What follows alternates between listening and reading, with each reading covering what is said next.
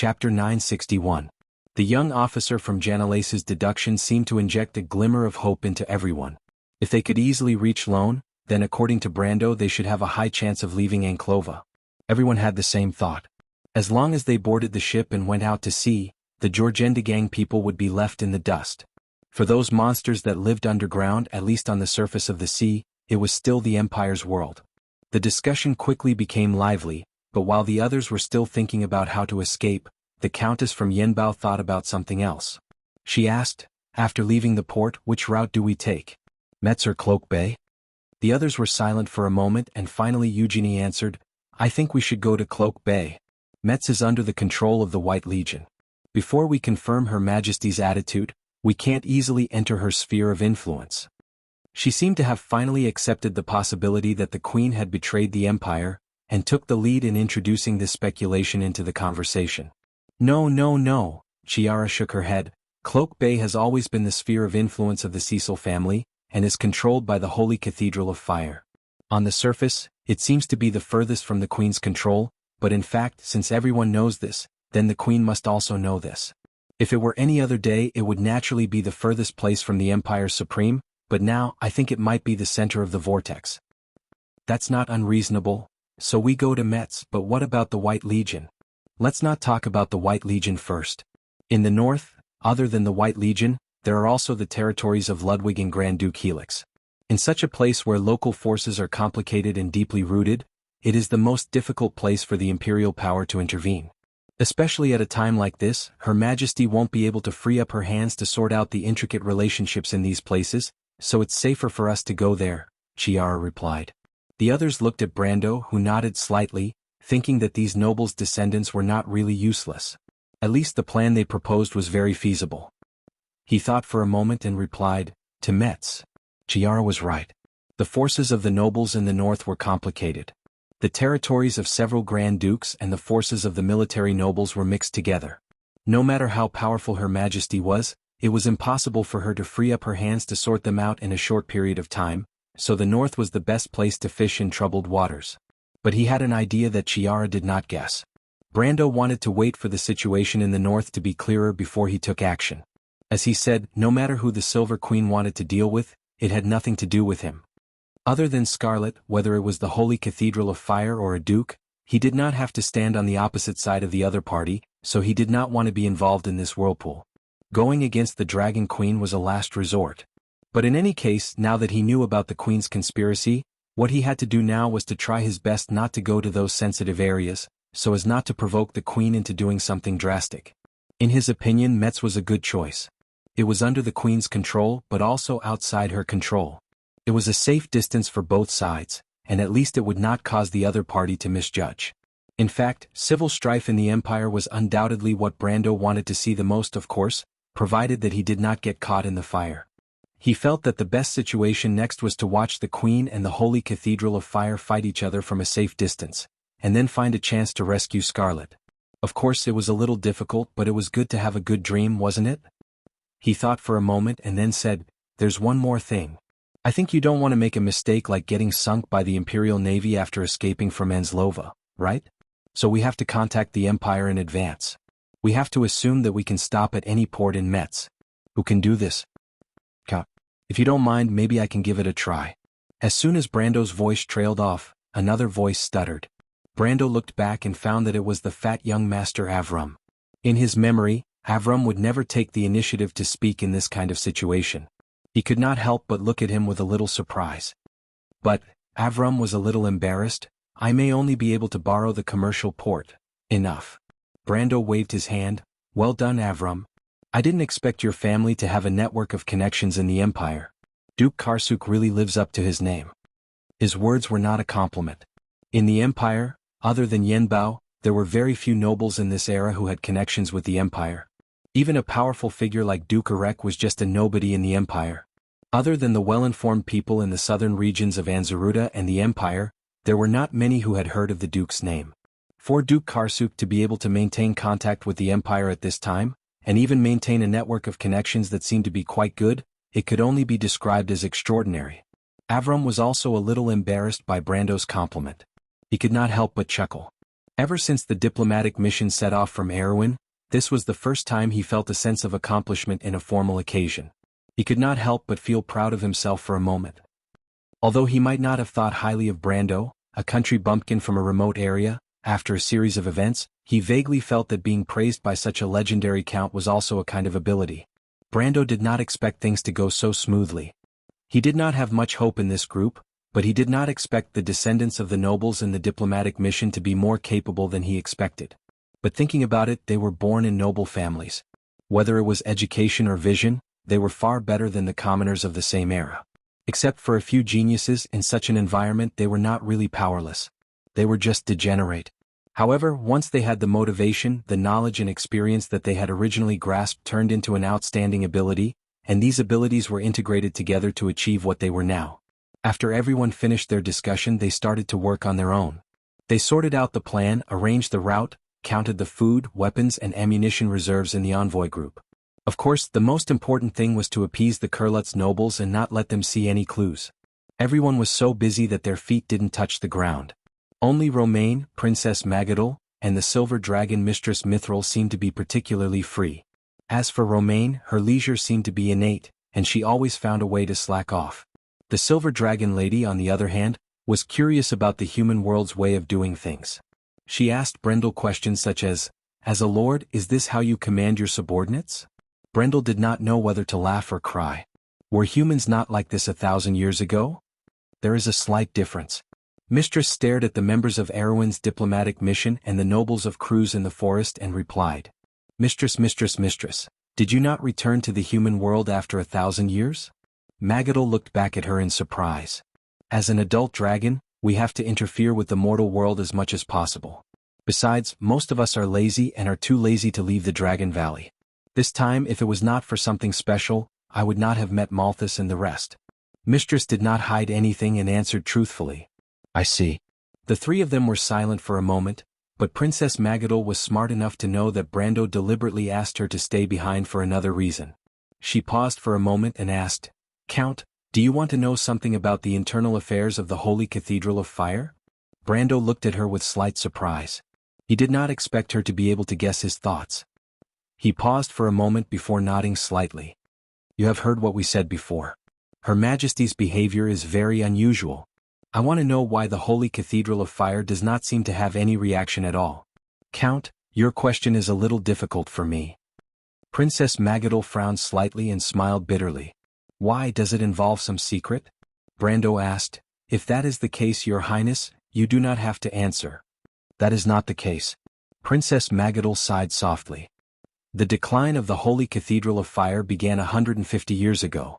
When the son of Emperor Grantocrates was still on the throne, the old Prime Minister Nidevan suggested to support and win over the local and military nobles, gradually forming the tripartite balance of power that the Holy Cathedral of Fire had enjoyed for nearly 6 centuries since the Year of Revelation.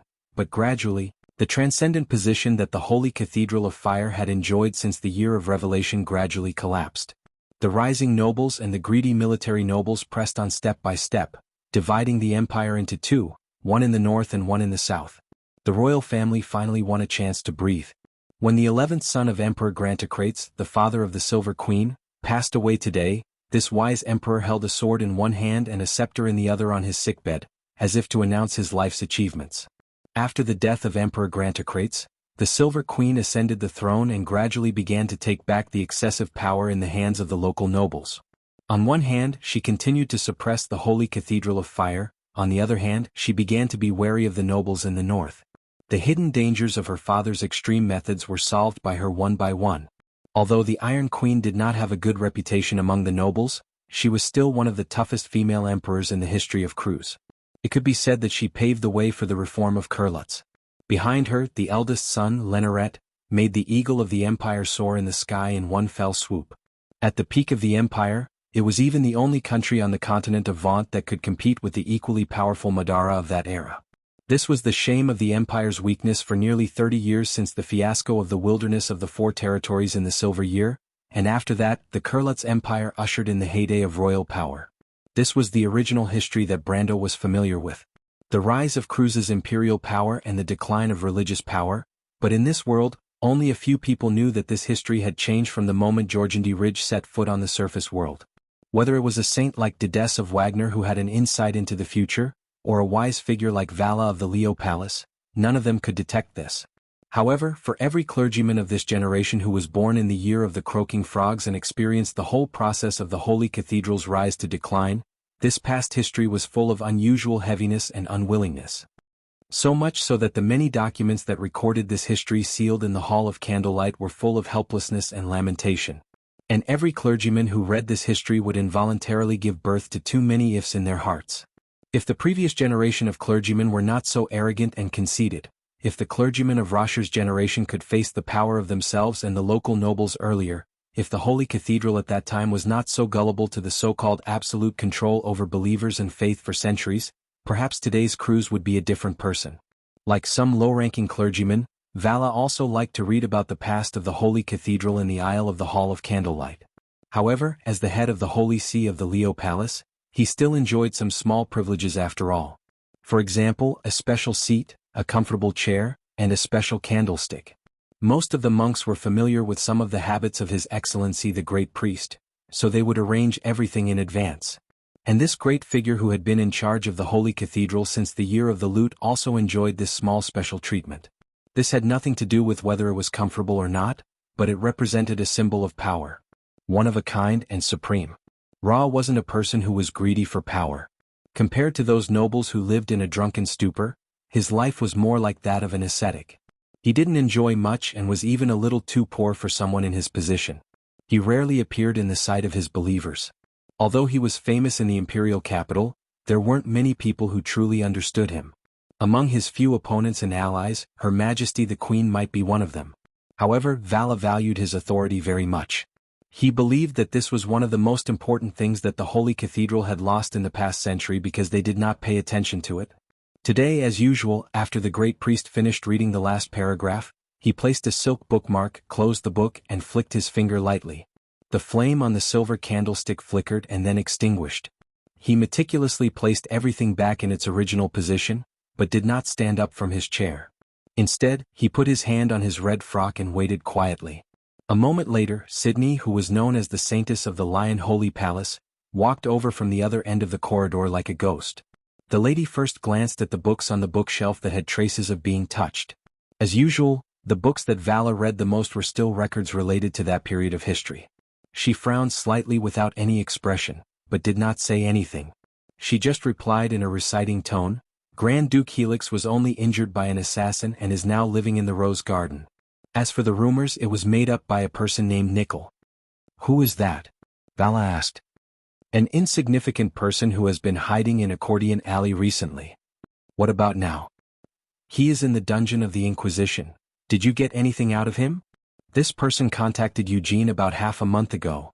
Vala seemed to be thinking about a question, so his eyes were focused on the silver candlestick, motionless. After a while he asked, "Eugene, the high priest of the Kocha region?" Sydney nodded. Vala suddenly pursed his lips, his snow-white eyebrows knitted together. Sydney's answer made him feel that this was a split and betrayal from within the Holy Cathedral. The Kocha region was near Lust Tower, and the importance of the high priest in this region to the Holy Cathedral of Fire was self-evident. He was the first to respond to Her Majesty's call, and there were 11 people who arrived at Lust Tower with him. "Investigate them. Caesar has already begun to do so." "Have you found out who assassinated Duke Helix?" "It seems to be the same group of people." Vala frowned slightly, smelling a hint of conspiracy. This was no longer just a betrayal, someone was targeting the Holy Cathedral. He was keenly aware of this. The Holy Cathedral's enemies in the Empire were all from three sides: the rebellious military nobles in the north of Metz, the southern nobles led by the Palat family in the south of Anzaruta, and Her Majesty the Queen. Who was it? "Recently, Her Majesty has been very close to Chancellor Nydivan," Sydney said at this time. Vala raised his eyebrows. "Who told you that?" "Duke Cecil." "What else did he say?" Sydney did not say a word. She was not good with words, but Vala seemed to have understood her meaning. "What does Her Majesty want to do?" "There is one more thing." "About a month ago, Nydivan's daughter went to Anzaruta." Sydney replied quietly. Nydivan's daughter? Vala thought for a moment before he realized that Sydney was talking about little Nydivan. He was slightly dazed for a moment before he asked with some doubt, "That stubborn little girl, I remember her name, Delphian?" "Yes, that's her name."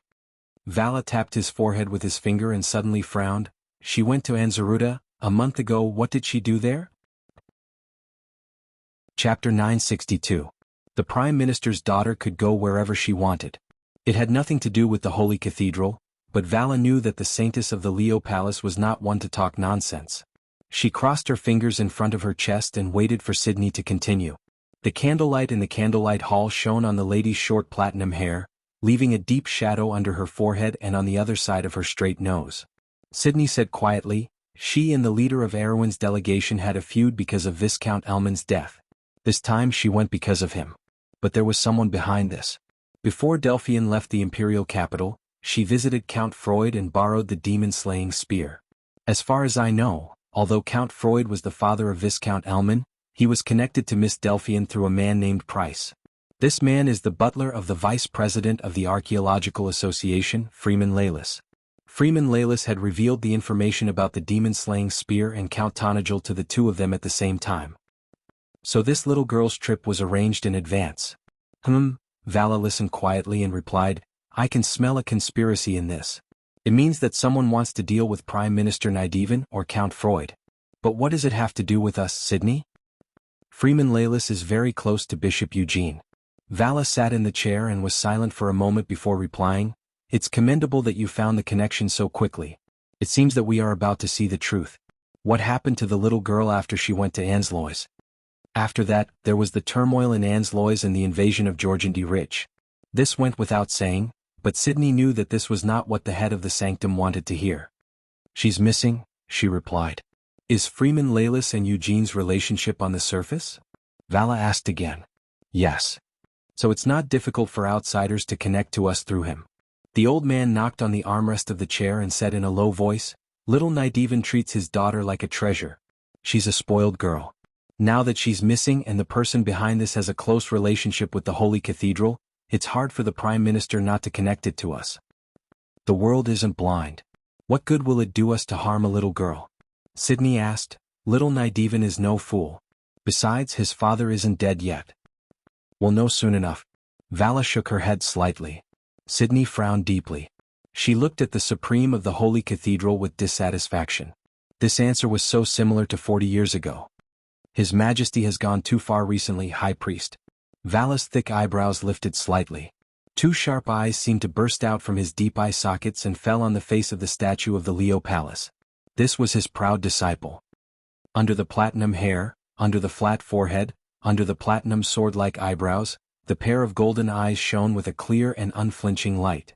This gaze seemed to remind the old priest of himself when he was young. He sighed and sat back in the chair again. "That's all. Don't mention it. You know, Sydney. Royal power and religious power have their ups and downs. This is the law of history. But secular power and divine power have been separated and monitored for thousands of years. This is the rule that has been agreed upon. His Majesty has reached out to the Holy Cathedral. This is an extremely dangerous thing. She's doing something wrong. You must stop her from repeating the same mistake, High Priest." Sydney was unmoved and replied indifferently. "No, things haven't reached that stage yet. Sydney, you don't understand. There are some things you don't understand." Vala shook his head. "Things haven't reached that stage yet. She's just greedy for power and doesn't want to give up the throne in her hands. For mortals this is normal.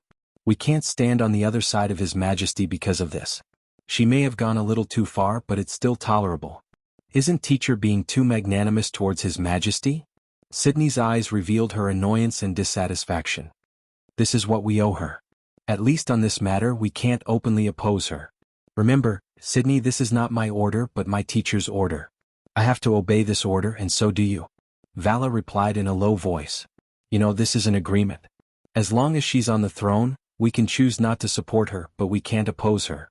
As long as she doesn't make the wrong choice on those key issues, we can't violate this agreement. Even this isn't a key issue. This is just a matter of the secular world, Sydney. Divine faith isn't born without roots, High Priest." "Shut up." Vala scolded angrily. In fact, he understood this point, but some things couldn't be said like that. "How dare you say such filthy and vulgar words in this sacred place, Lady Sydney? Don't let anger and resentment take over your heart. Take out your usual calmness. It's not suitable for you to continue talking to me now. Go and calm down. Sydney was slightly startled, but then she nodded slightly. I understand. She didn't explain further. She took one last look at her teacher's bookshelf, then turned around and left. But halfway through she turned back and asked, Is it because of the dragons? The dragons can't do whatever they want in this world, Sydney. They are far more restrained than we are. Vala shook his head. Everyone knows that Her Majesty has the dragons behind her, but the truth is far from that.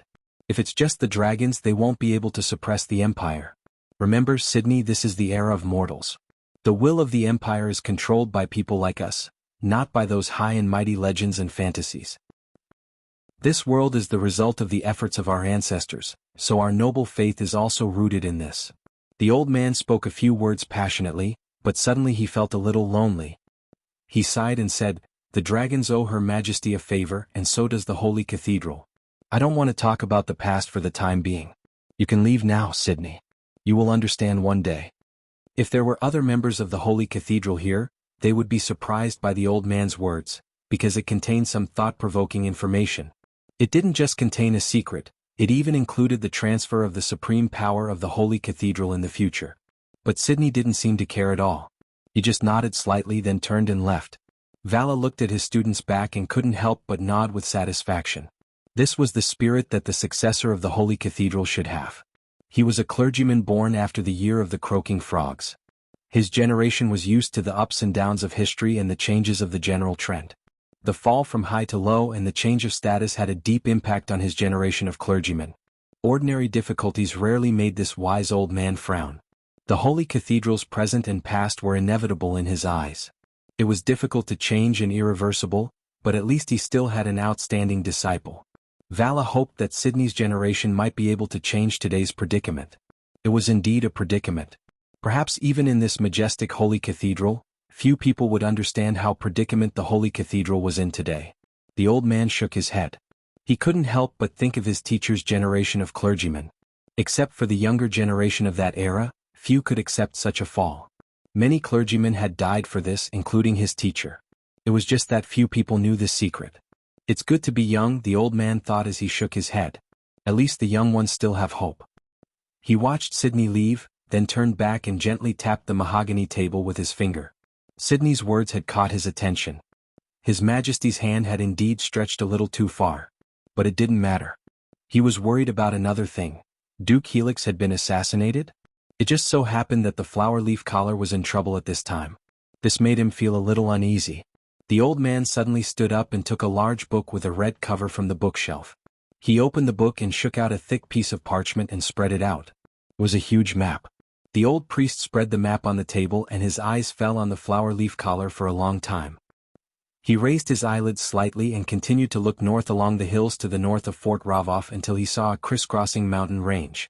The name of the place was marked with beautiful cursive characters on the map. Markesh. Bless Martha, Vala whispered. Please don't. He put down the map and closed his eyes.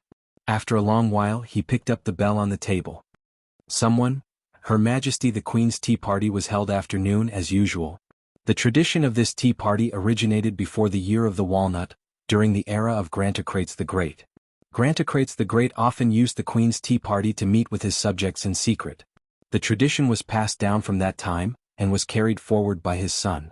The great emperor's 11th son, the previous emperor, had discussed the holy sanctum with old Nidevan during the tea party more than once. Later, the plan that was born during the tea party was maliciously called the Tea Party Conspiracy by the clergy, and it was even widely sung by bards. Today, the Silver Queen's tea party had become a custom. Every week, on 3 days, Her Majesty would hold a tea party in the Rose Garden. However, in this era, the officials were no longer secretly invited to the tea party. Instead, it was open and above board, and it had become a symbol of status and honor. But today, the atmosphere in the drawing room on the east side of the Rose Garden was a little strange. No one in the room opened their mouths. It was as if a spell had been cast on everyone. They sat in their seats without blinking or speaking, just like a group of puppets. Her Majesty the Queen sneered, while the Prime Minister beside her had an ugly expression on his face. He was both uneasy and sullen. Below him, the other nobles were mostly looking down, as if they were afraid of getting into trouble. But without exception, All of their eyes were focused on the sheepskin parchment on the coffee table in the living room. Their eyes were filled with deep meaning, as if the parchment had recorded something very strange. Vjadna, a month ago, Delphian really went to Anslova. This. Nydivan replied, a little annoyed and regretful. I didn't know beforehand that she was going to Anslova, Your Majesty. Besides, even if I knew, Anslova was peaceful at that time.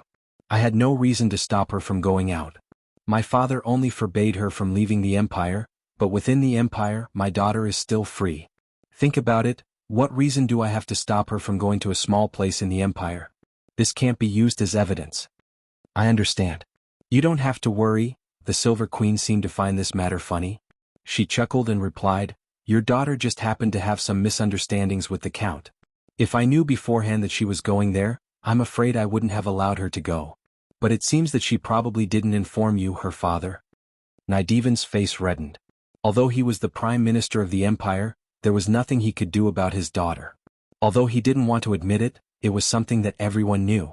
The only thing that made him feel a little relieved was that the Queen didn't seem to care much about this matter. He naturally understood that this kind of thing could be big or small, but as long as the Supreme Person of the Empire did not care, then everything could be discussed. Thinking about it, it was impossible for His Majesty to take this kind of fantasy seriously. However, this matter was too despicable and it made him very angry. Your Majesty's observation is as meticulous as ever, he replied. This matter is indeed so. He couldn't help but glance at the stack of parchment again. It was these parchments that recorded the slanderous words that made him feel embarrassed. He naturally knew where these secret documents came from. The secret insignia on the parchment must have come from the Knight of the Imperial Court. There was only one such insignia in the Empire. But what puzzled him was why the Knight of the Imperial Court would suddenly bite him like a mad dog. In the report, they said that he was in cahoots with Jorgendy Ridge and sent his daughter to Ansloy as a hostage. This was completely fabricated. Anyone with a discerning eye could tell that this was a ploy. Needless to say, at their level these kinds of tricks were completely unpresentable. But it was precisely because of this that it made him feel disgusted. Young Nydivan couldn't understand who would be so bored as to use this kind of thing to play a prank on him with his daughter. It was like a cheap prank. It was disgusting. But it was precisely this kind of prank that deeply infuriated him. Everyone knew that Prime Minister Nydivan had a precious daughter, yet these people were using his daughter to cause trouble for him. This was almost equivalent to slapping him in the face. Whether it was out of concern for his daughter, his own face, or the dignity of his family, there was no way he would let this go. But he knew that the Imperial Court was in charge of the Knight of the Imperial Court. Her Majesty wouldn't use such a cheap trick to deal with him. So other than that, there were only those who could interfere. First of all, the Politz family. The young Prime Minister frowned. In the Empire, they didn't seem to have a good relationship with the Paiutes on the surface. This was because Her Majesty had always supported the Paiutes in suppressing the factions left behind by the previous emperor. But everyone in the Empire knew that this suppression actually came from Her Majesty herself. If the Paiutes made a move against him, it was equivalent to Her Majesty making a move. Unless it was a personal grudge, the Paiutes wouldn't be so bored. But he couldn't think of any personal grudges between him and the Paiutes. As for the rest, it didn't seem to have anything to do with them. But Vjadna, if Delphine really did go to Anslova, it's not good news, Constance suddenly said, hinting at something. Little Nedwin was shocked. He was originally angry because of these documents, but he completely forgot that if his daughter really went to Anslova, it would be a big problem. His expression changed when he thought of this. When the others saw the Prime Minister's face suddenly turn pale, they also understood that this matter most likely had nothing to do with him. So they couldn't help but look at the documents even more strangely. This clearly meant that someone was going against the Prime Minister. Who could it be? And if it was someone who was going against him, would it stop here? Everyone knew that Her Majesty couldn't determine that a Prime Minister of the Empire was a traitor just from a one-sided statement. This kind of thing was simply a clown's trick in a fight at this level. It wasn't worth mentioning. But the question was whether the hidden enemy had a backup plan. Everyone knew that if the person did have a backup plan, it would most likely be an even fiercer attack. At this time, little Nedwin had obviously thought of this. Although he wasn't as capable as his father, he still had some ability. But what he was most worried about now was, what if his daughter really fell into the hands of those people? At this time, the Silver Queen smiled slightly, obviously seeing through the Prime Minister's thoughts. She softly comforted him, "Don't worry, Vjadna. Delphian might not have really gone to Anslova. As for the people who are trying to frame you and the Prime Minister, I will naturally get to the bottom of it. Little Nedwin nodded and replied somewhat dispiritedly, "Thank you, Your Majesty." Constance smiled gently and nodded at the young Prime Minister. P.S. I had a bit of a writer's block 2 days ago, but fortunately I've already settled it. As expected, only by persisting in writing can one have a train of thought. Chapter 963. The discussion that followed became long and meaningless. The secret letter was full of guesses and lacked concrete evidence. Even the nobles present could not really suspect that the Prime Minister was the traitor. Although they did know that someone had betrayed the interests of the empire, Anghawa's occupation and Jorjandi's accurate judgment proved everything. Especially now that the south of the empire was in danger, Her Majesty would not easily convict such a sensitive and lofty figure. Some guessed that this might be a ploy to sow discord, while others were gloating. Such a person most likely had a grudge against the Prime Minister. But no matter which one it was, this matter reminded people of the recent rumors about Duke Helix.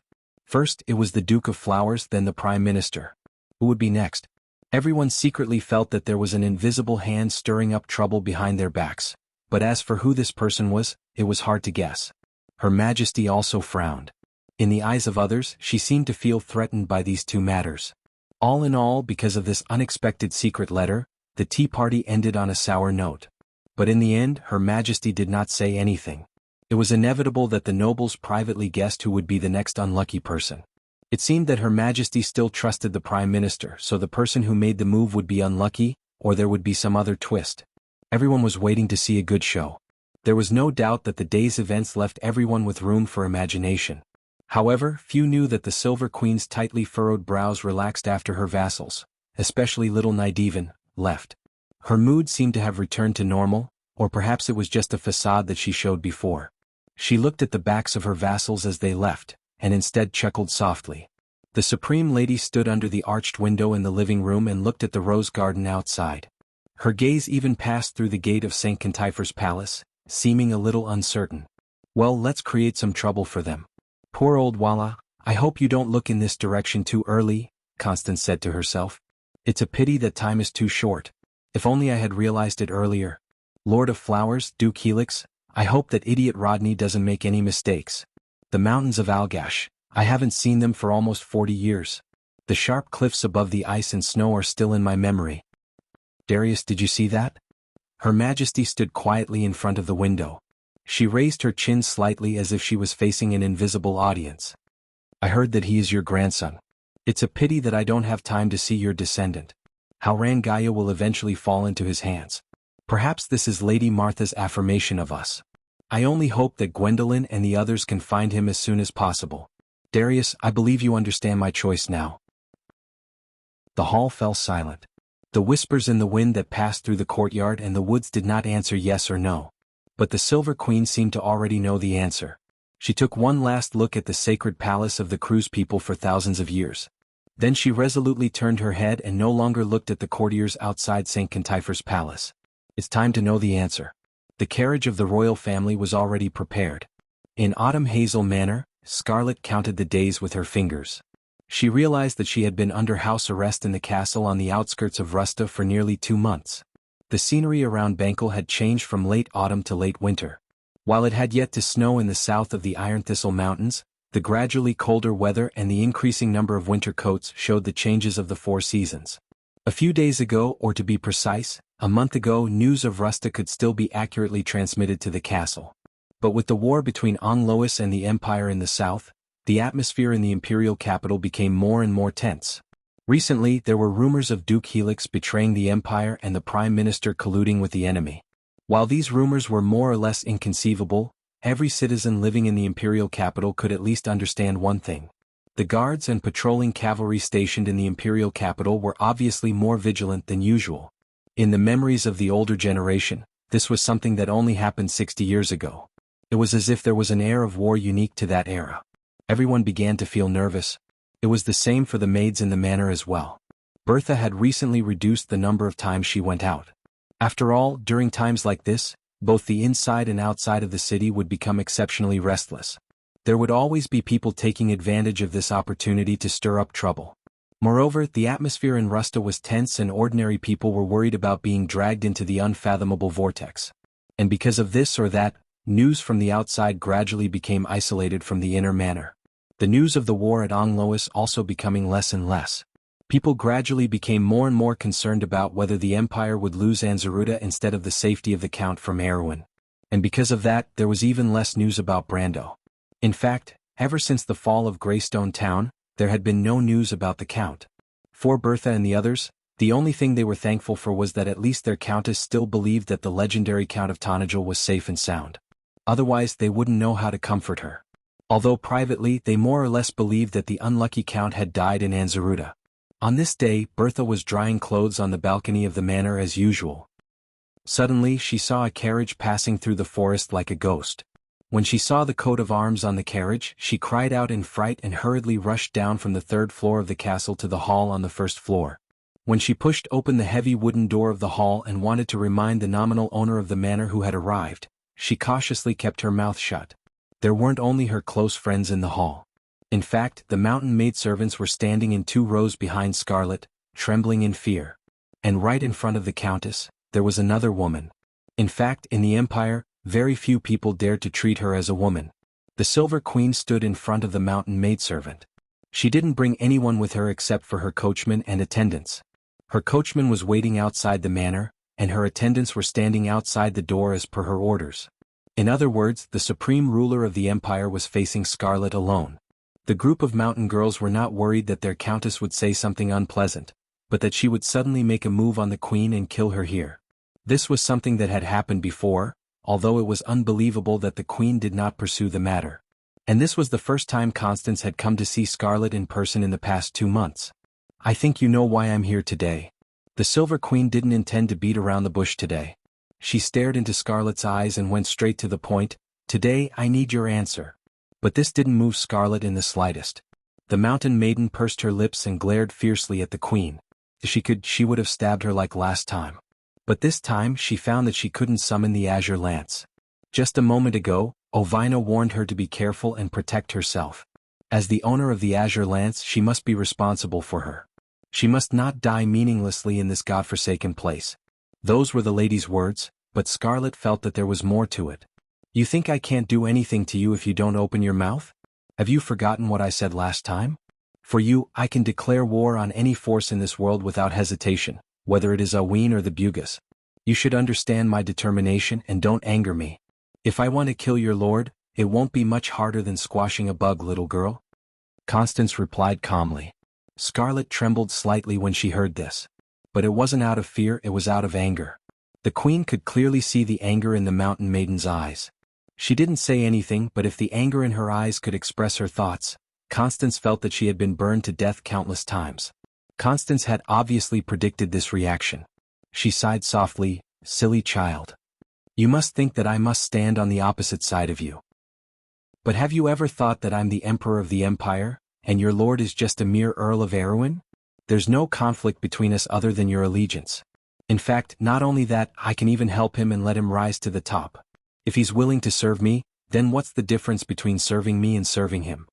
Her Majesty changed her tone and said softly.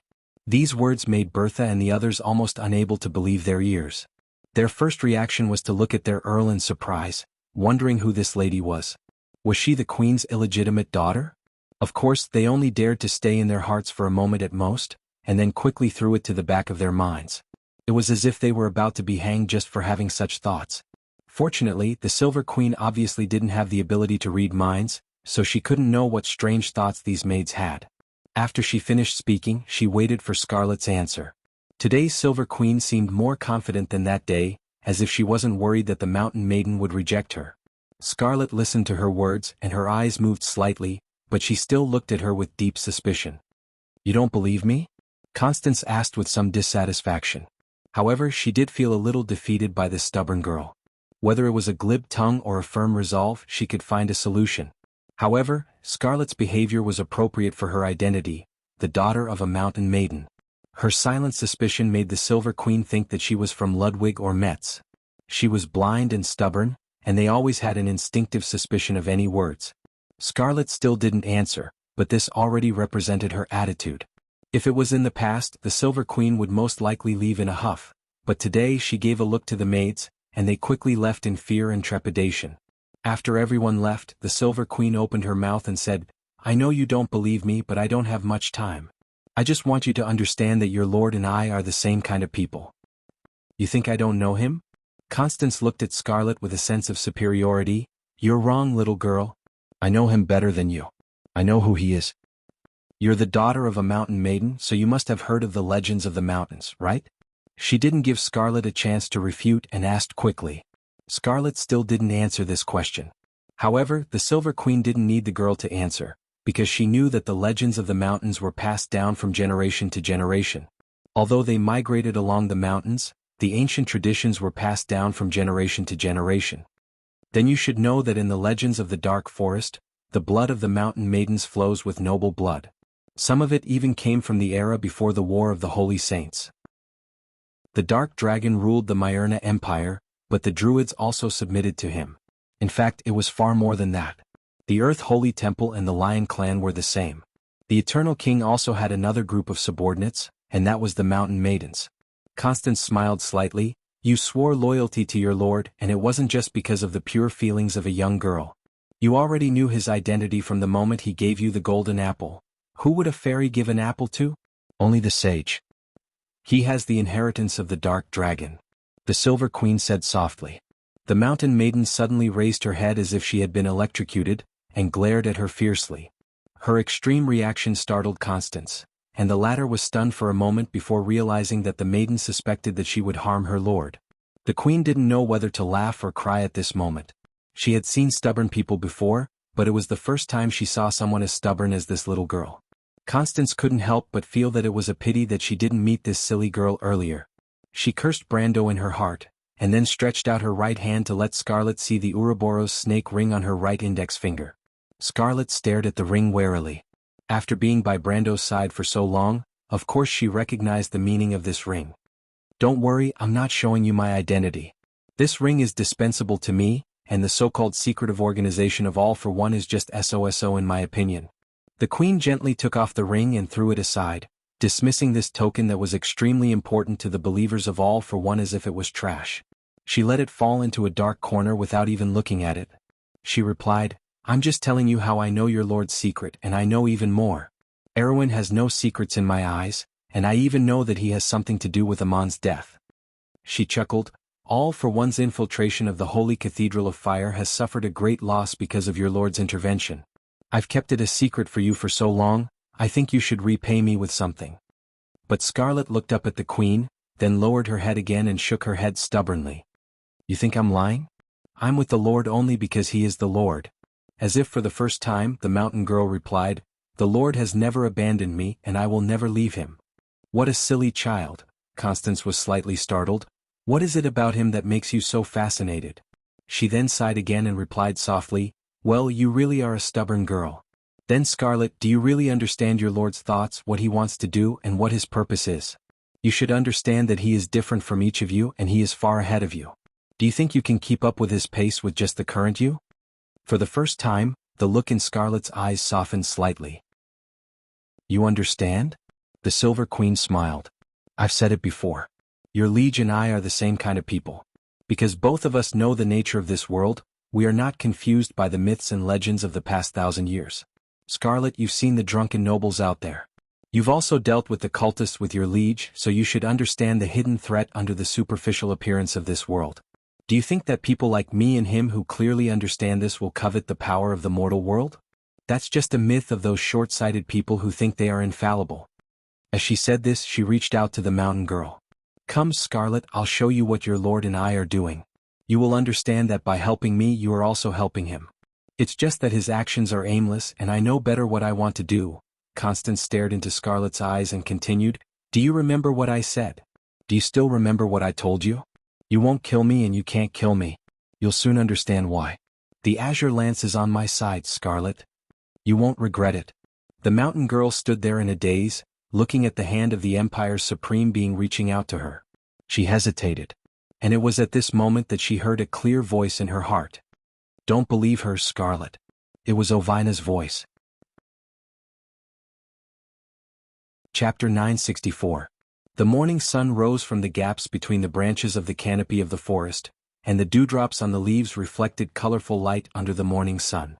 A team was trekking through the forest, led by a young man wearing a black woolen coat soaked with dew from the previous night. The silver button on his collar had the emblem of Abes.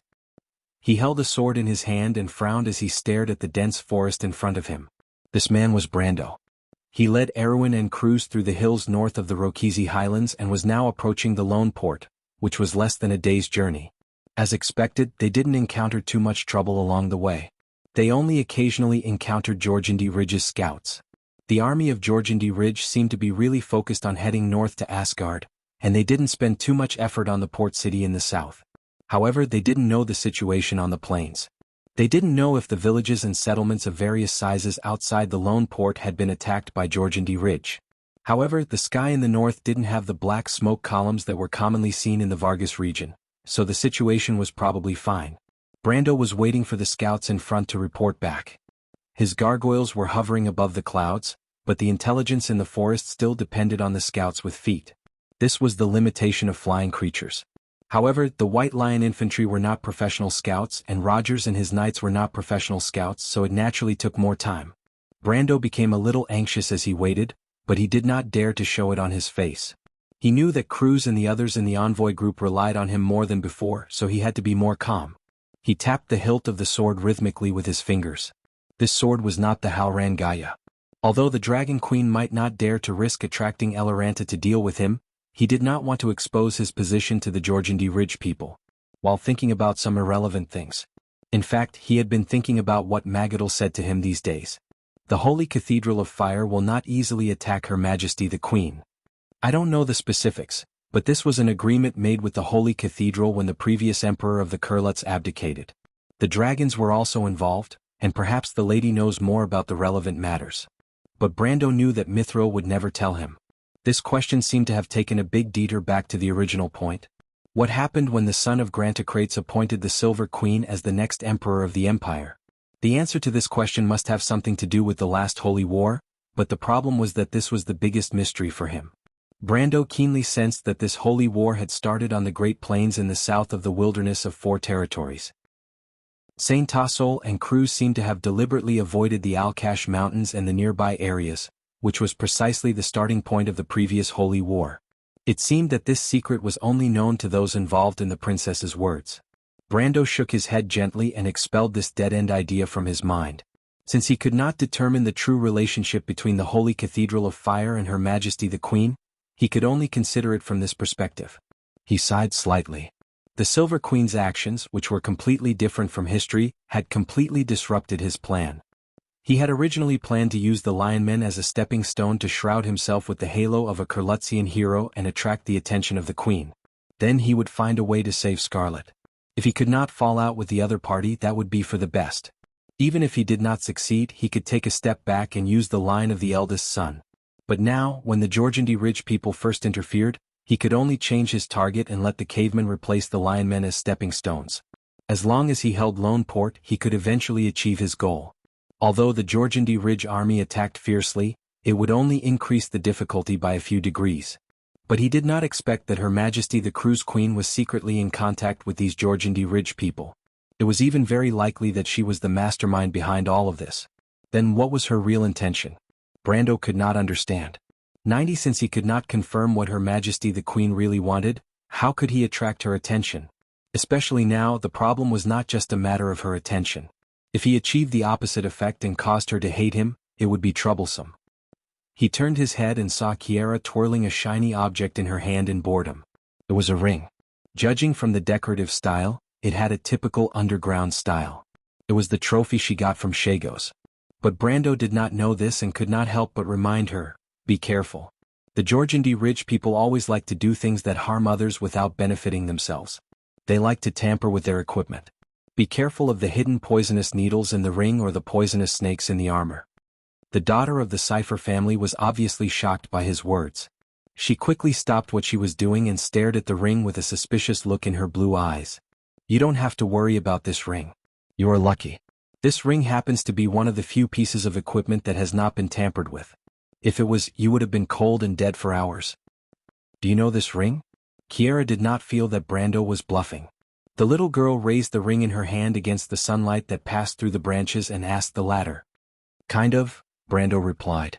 Kind of. I am neither a professional appraiser nor an alchemist. I can only say that I have seen this ring before. I really can't tell. You are actually quite modest. What is it used for? Is it a magic item? Kiera asked curiously. Stone pattern ring. This is the symbol of the status of the priests in the underground world. Some of the high-grade goods have magic power. They can draw the power of the earth element from the soil and summon small earth elemental puppets. Brando looked at the ring on the little girl's hand and introduced it to her. Then what about mine? Kiera looked at Brando expectantly. It is a high-grade good. Wow! Kiera exclaimed in surprise. How do I use it? Brando looked at her strangely. In the era of the Amber Sword where players were generally between level 30 and 40, this ring was very popular. This was because the small earth elemental summon was almost equivalent to the combat power of a player of the same level. For an ordinary noble, this thing was equivalent to a personal, absolutely loyal silver-ranked knight for 6 hours a day. But for Kiera, who was born in a big family like House Cypher, it seemed that it was not worthwhile to be so happy. If she wanted, she could have as many of these things as she wanted. Kiera saw through his thoughts at a glance. She was also very disdainful of this vulgar mortal's thoughts. She snorted softly and said, "Humph, why are you looking at me like that? What do you know? This is my spoil of war. It has a very different meaning from those things that can be casually taken." Then she carefully wiped the ring and raised it to Brando and asked, "Hey, how do I use it?" "Put it on your index finger, then face the soil with it and recite the spell, Eam." Kiera had also learned magic herself, so she was very familiar with these elemental spells. She recited a little, then put on the ring and did as she was told. Sure enough, a moment later, the soil layer under the little girl's feet slightly arched, separated, and finally, a mud-like monster about the height of an adult with an unknown shape crawled out. This was the primary form of the earth elemental puppet, exactly as Brando remembered. He also knew that the higher the level of this thing, the closer it would be to a human form. When it reached the level of an elemental elder, it would become a real giant. Kiera was very surprised to see her summoned creature crawling out from under the soil layer. She studied it excitedly for a while, then looked up and sighed. "I didn't know that you were so knowledgeable. I thought that the rumors about you were all boasting. By the way, are you familiar with magic items? But you said that you are not an alchemist. You are obviously very familiar with this ring, aren't you?" When Brando heard this, he thought to himself, is this a compliment? The problem is that the person being complimented does not seem to be happy at all. He put on a straight face and answered truthfully, "I said, I only saw this ring by chance. Then maybe you have seen other things. I have another thing here, but I still don't understand what it is for. Why don't you help me take a look?" Kiera waved her hand capriciously and interrupted Brando's words, as if it was not important to her where he had seen this ring. Brando was about to explain that he was not a jewelry appraiser, but when he saw the little girl take out the thing from her waist bag, he could not help but be stunned. The golden card in Kiera's hand shone brightly under the sun. Brando was sure that he was not mistaken. It was a card of fate and a rare golden card at that. A land card, Peak of Saints. Tap it and choose to add 3 points of any element to the elemental pool. Seeing this card, the Shire could not help but whistle. Kiera suddenly turned around and looked at him, then looked at Brando. "I didn't expect you to have seen this thing. Can you tell me what it is?" This was a land card, and it was a rare land card that could add any element. A planeswalker could freely build their own deck. Every planeswalker would create their own unique creatures, artifacts, and powerful spells. But the source of their power, the land cards, came from thousands of real worlds. Aside from the wand itself, most of these worlds were broken planes floating outside of the real world. Planeswalkers drew the power of wind, water, fire, earth, light, darkness, and the power of nature to display the world they built. All elements were the cornerstone of the planeswalker world. Therefore, planeswalkers could not create their own land cards, unless they found a truly ownerless world during their long journey between worlds. Only then could they seal this world into their own card and make it one of their many sources of power. Therefore, for a planeswalker, other than increasing the number of cards they could control and the capacity of the cards of fate, another important way to become stronger was to obtain more land cards.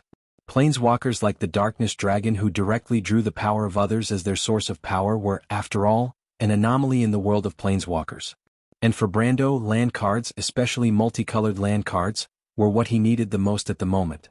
After he had truly entered the elemental realm and even approached the elemental enlightenment, the capacity of his deck had actually increased further. Now he could already think of ways to instantiate Andrique or Mephistopheles into real Planeswalker cards, but it was precisely because he lacked more mana sources that he could not sustain so many cards, so he had not acted for a long time. Currently, maintaining Medish's White City Vanguard was already a difficult task for him, and if he were to instantiate new Planeswalker cards, the new Planeswalker would inevitably have to master more cards, which was undoubtedly a great burden for him. But with this multicolored land card, it would be much easier. Brando could not help but take a light breath. How did you get this thing? From someone else, Chiara answered matter-of-factly. Brando mistakenly thought that someone else had given it to the little princess of the Cipher royal family. He nodded gently. Miss Chiara, if I tell you its origin and tell you that this card is very important to me, can you give it to me? Of course not. Chiara shook her head. I don't have the habit of giving things away for free. She held the card and waved it in the sun, then tilted her head and asked, Is this thing really important to you? Very important, Brando replied. To be frank, if I get this thing, although I don't dare to say that it will increase my chances of success in the upcoming trip to Lone, it will definitely reduce the danger. It seems that this thing is really important to you. Chiara could not help but answer in surprise. What exactly is it? It's such a powerful thing, but why have I never heard of it? Brando appeared to be thinking for a moment, but in fact he was communicating with the Shire in his mind. He and the Shire had heard of this card before, and even discussed it because this card was once one of Tumen's cards. Tumen's All-for-One deck was a typical multicolored card, because this land card was also one of his core cards. Most of Tumen's cards were lost in Erewhon, and this card was only one of them. But he did not expect it to fall into Chiara's hands. Both of them were surprised, and the young wizard reminded him that he must find a way to get this card. This Holy Peak was also one of the famous rare land cards in the history of Planeswalkers. It was said that a mature Holy Peak could provide a Planeswalker with 10 points of any element per day. The Shire's answer reminded him of something. He thought for a moment and then said to Chiara, This is the Card of Fate. Very few people know about its origin, but some people who practice special spells can display the power of the card. This little princess of the Cipher family was smart. Brando wanted to get this card, so he did not dare to lie in front of her, and could only answer half-truths. So you're saying that you're the one who cultivates the spells of a special school? Chiara's dark blue eyes turned as she asked curiously. Brando nodded. What about me? Can I display the power of this card? She asked again. Well, I'm afraid not. Brando replied, The Card of Fate is an extremely special magic item. For people who can't use it, it is no different from a piece of paper except for being tougher. Sigh, how boring. Chiara was a little disappointed. Then you can have it. Brando was slightly stunned. He did not expect things to be so simple, and he also did not expect this crafty and strange little girl to be so easy to talk to. He could not help but ask, You're giving it to me just like that? Aren't you afraid that I'll lie to you? 2 points. Chiara stretched out her finger and gestured to Brando. Although she was serious, she replied with a childish voice, First, although you are a little hateful, you don't look like someone who would lie easily. If you would lie to me because of this thing, then it means that it must be extremely important to you. Since that's the case, you will never tell me the truth. After all these days, I haven't found a second person who knows anything about this thing, which means that it is indeed very rare. I'm giving this thing to you so generously, you must feel that you owe me a favor. The more generous I am now, the more ashamed you will feel in the future, and the more you will repay me. So, you must remember that you owe Miss Chiara a favor, and you will repay this great kindness in the future. Brando did not know whether to laugh or cry as he listened to her fallacious reasoning. Chiara then continued, Second, you just gave me a ring that I like very much. I'm very happy. This card is my reward to you, so you must remember that you will only benefit if I'm happy. Brando thought to himself, Are you teaching a puppy? But for the sake of the card, forget it. I won't argue with a child. Chiara handed the card to Brando and then asked, Can you teach me that spell? Brando was stunned. He had expected her to ask this question, but he originally thought that Chiara would use this card to threaten him and not now. If it was the former situation, he would naturally have a way to deal with it. But now he thought about the answer to this question and decided to answer truthfully. So he gently shook his head, Maybe you will become one of us, but I can't do it. But if you can find this card, I think at least the cards of fate have some kind of connection. Is that so? After hearing this answer, Chiara could not help but sigh slightly like a child. I've already handed the card to you, so you don't have to lie to me. It seems that I really can't use this card. What a pity. Brando looked at the little girl's white little fangs when she sighed, and he did not know whether to laugh or cry. So that's what you're thinking. Chapter 965. The light in the valley soon became bright and abundant, like a green field. Brando squinted his eyes to appreciate the beautiful picture while answering some questions about the planeswalker to Kiera. Of course, most of these questions brushed past the secrets that Brando did not want to mention, but it was enough to outline the mysterious and plump outline in the little girl's heart. When Kiera was not paying attention, Brando quietly integrated the holy peak into his planeswalker world. The snowy holy mountain was next to the storm's lair, drawing a pale blue ridge line in the sky of the gem plane. About half an hour later, the scout finally brought back news from the outside. There was no trace of the Georgandy Ridge people outside the valley, but there were a small number of cavemen stationed on the plain. These cavemen did not look like the frontline troops of Georgandy Ridge, but more like a garrison with low combat strength. After receiving this news, Brando was completely relieved. This meant that the main force of Georgandy Ridge had indeed gone to Asgard, and the remaining old, weak, sick, and disabled were just to prevent the garrison of Lone Port from causing trouble. But it was impossible. In the heart of the Empire, except for the private soldiers of the nobles and the knight, the city guards had no combat strength at all. In addition, Rogers and others brought back another piece of good news. They had contacted the garrison of Lone Port. Lone Port. The largest port in the south of the Sublime Sea, the Pearl of the Sea. The port was most famous for the huge white towers along the bay. These towers were relics left behind before the War of the Holy Saints. The Myrnas used these towers, which were hundreds of meters tall, to collect the wandering magic power in the air. This technology had long been lost after the War of the Holy Saints, but today, thousands of years later, there were still a few towers that could operate, but their owners had changed to the Ansloys who lived on the coast. These towers were still decreasing at the rate of 2 per decade. It was estimated that in 30 years, the last tower would be shut down due to the aging of the equipment. After that, these white towers would truly become historical witnesses. One day they might be eroded and fall apart by the wind, or they might stand on the shore of the bay forever, becoming a unique and eternal scenery here. When the Erewhon Diplomatic Corps crossed the coastal plain, they saw these legendary white towers. They stood alone in the distant sky, a bit like windmills without blades. The Erewhon members in the Diplomatic Corps were amazed by the spectacular scene, and even the tension under the dangerous situation was diluted. The crew's people, who were used to seeing such sights, were much more depressed. Their eyes were more attracted by the faint smoke column in the northern sky, which was in the direction of Lone Port. It meant that, as Brando expected, a few dragons had already arrived at the port. As for whether they only burned the ships, it was unknown. Most people cast their eyes to the center of the group, in the direction of Brando, although the latter promised that there would be ships in the port. Although the port had been informed, the reception of the envoy group was very cold. The guards who led them into the city looked apathetic, but when they saw the long line of Cruz nobles at the back of the group, they took a few more glances and looked lifeless as if they had lost all hope. After entering the port, everyone realized that the situation in Lone City wasn't optimistic either. The Dragon Queen seemed to have wreaked havoc in the port before this. Charred remains of buildings and traces of explosions could be seen everywhere. Along the way, the group passed by a few temples. The square outside the temples was overcrowded with moaning wounded people. Seeing this scene, everyone subconsciously became silent. After the group passed through half of the port, the local consul came to greet them. The mayor of Lone Port was originally the second son of Count Alcorn, but the mayor had died in the battle when the dragon attacked the port a few days ago. At that moment, the entire city was managed by Viscount Wallace, the mayor of the port. This man was an unambitious and mediocre person.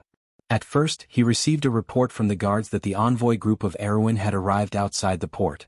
In fact, he was reluctant to take the time to receive these people from Erewhon. This was because Brando didn't point out that there were Cruz nobles in the envoy group, especially Count Alcorn and others. But when the second identity was confirmed, Brando added this small detail. Sure enough, Count Alcorn's subordinate hurriedly rushed over after inquiring. Along the way, he was cursing these despicable people of Erewhon for giving him trouble. Why didn't Lord Alcorn say earlier that the envoy group was in the envoy group? Little did he know that the one who set him up was his fellow Cruz compatriot. Regarding the news of his son's death, Alcorn appeared to be very calm. He had 6 sons, and in this era of war, it was very normal for his subordinates and children to die unexpectedly. Besides, he himself was a soldier. After listening to Walla's apology, he even comforted the latter with a few words, which made the latter feel flattered. The next step was to transfer the power of the mayor. Wallace was indeed not very capable. He made a simple transfer process extremely complicated and full of loopholes. Brando was secretly amused. The person who was the best at administrative work under him was naturally Amandina. When he compared the two of them, it was obvious who was better. He even insulted Amandina. It should be said that they didn't belong to the same world at all. And the embarrassed Count Alcorn's expression wasn't any better. If it weren't for the fact that the Viscount had worked hard even if he didn't have any merits, and that there was no other person in the port who had the relevant experience at the moment, the poor Viscount would have been thrown into prison immediately. Just his messy accounts alone would be enough. In the end, the Count finally couldn't stand it anymore. He stopped the man and asked straightforwardly, "Are there any ships in the port that can sail the ocean?" When Wallace heard this, his face fell. He replied with a bitter face, "Count Alcorn, we were attacked by a group of draconic beasts a few days ago. I'm afraid we can't even get a sampan in the port now, let alone a ship that can sail the ocean." When Count Alcorn asked this question, he and Wallace were not the only ones present. When the others heard Viscount Wallace's answer, they immediately turned their heads to look at Brendel, who was in the middle of the crowd. Of course, Brando knew what they wanted to ask. He waved his hand to everyone and said, "Don't worry. If I say there are ships, there will naturally be ships. But before that, we still have to prepare two things." When the crowd heard him say that, the commotion that had just occurred immediately calmed down. Viscount Wallace saw this scene from the side and couldn't help but be shocked. He had always thought that this group of people should be led by Count Alcorn, but now he realized that the real leader seemed to be this young man. He still didn't know the identity of Brando and Erwin. For a moment he took a few more glances at the young man and wondered who this guy was. Could he be the illegitimate son of a Grand Duke? But if he knew that Brando was just the leader of this envoy group, he would probably be even more surprised. Seeing that everyone had quieted down, Brando continued to answer, "First of all, we need a berth. Mr. Wallace, are there any special berths in the port?"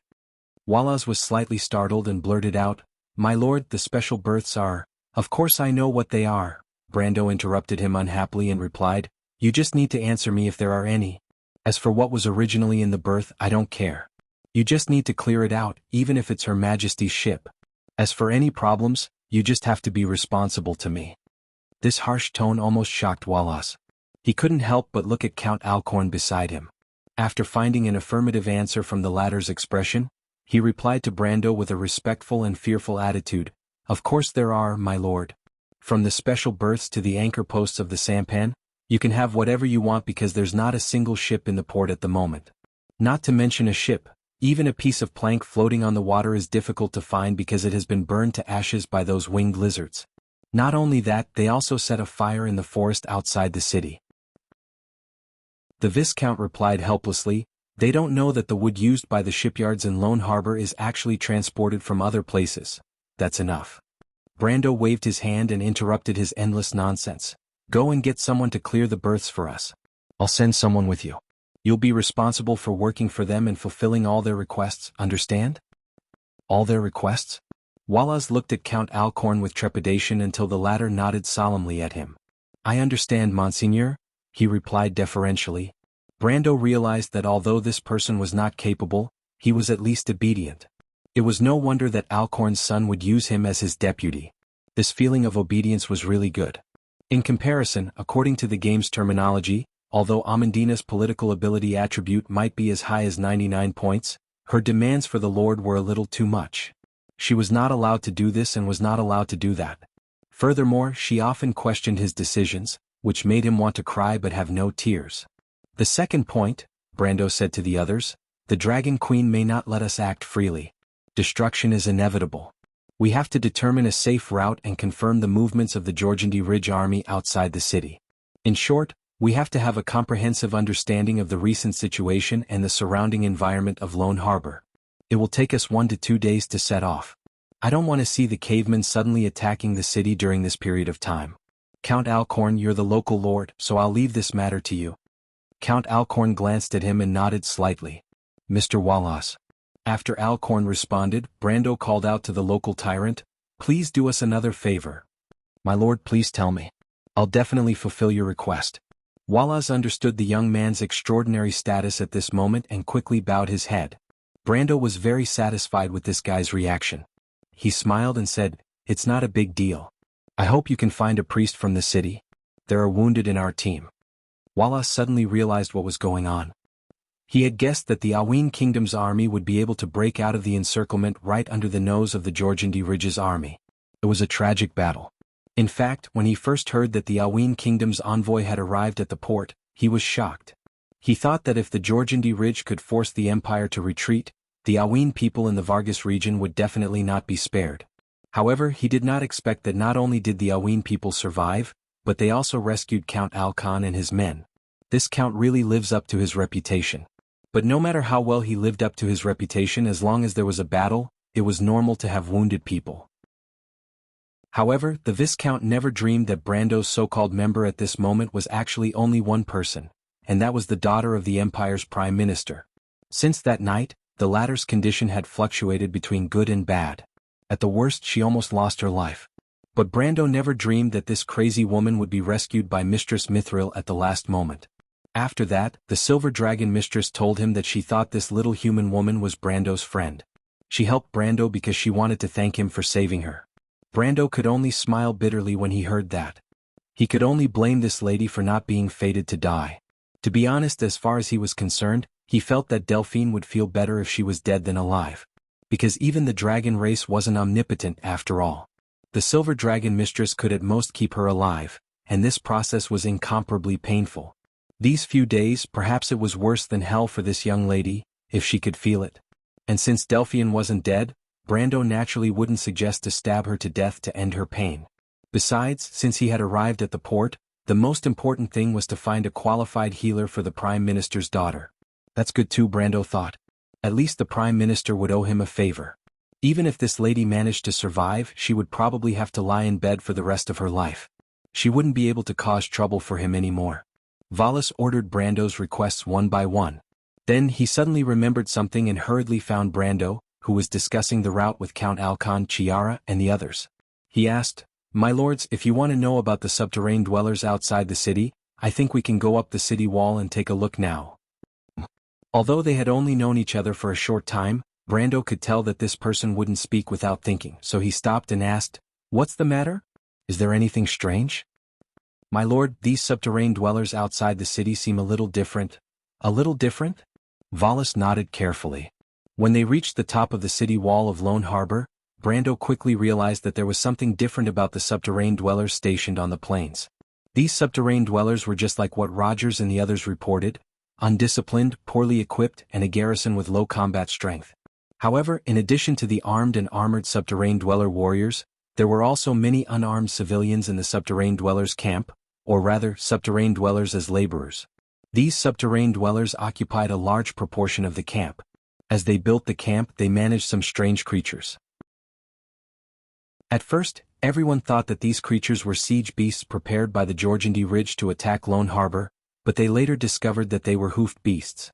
The status of these creatures in Jorgandi Ridge was similar to cattle and sheep in the surface world.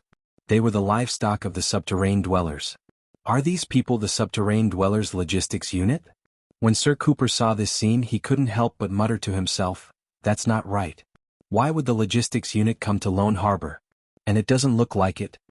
Cooper's words reminded Brando, and he quickly realized that the behavior of the Jorgandi Ridge people did not seem like they were plundering the surface, but more like they were migrating or colonizing.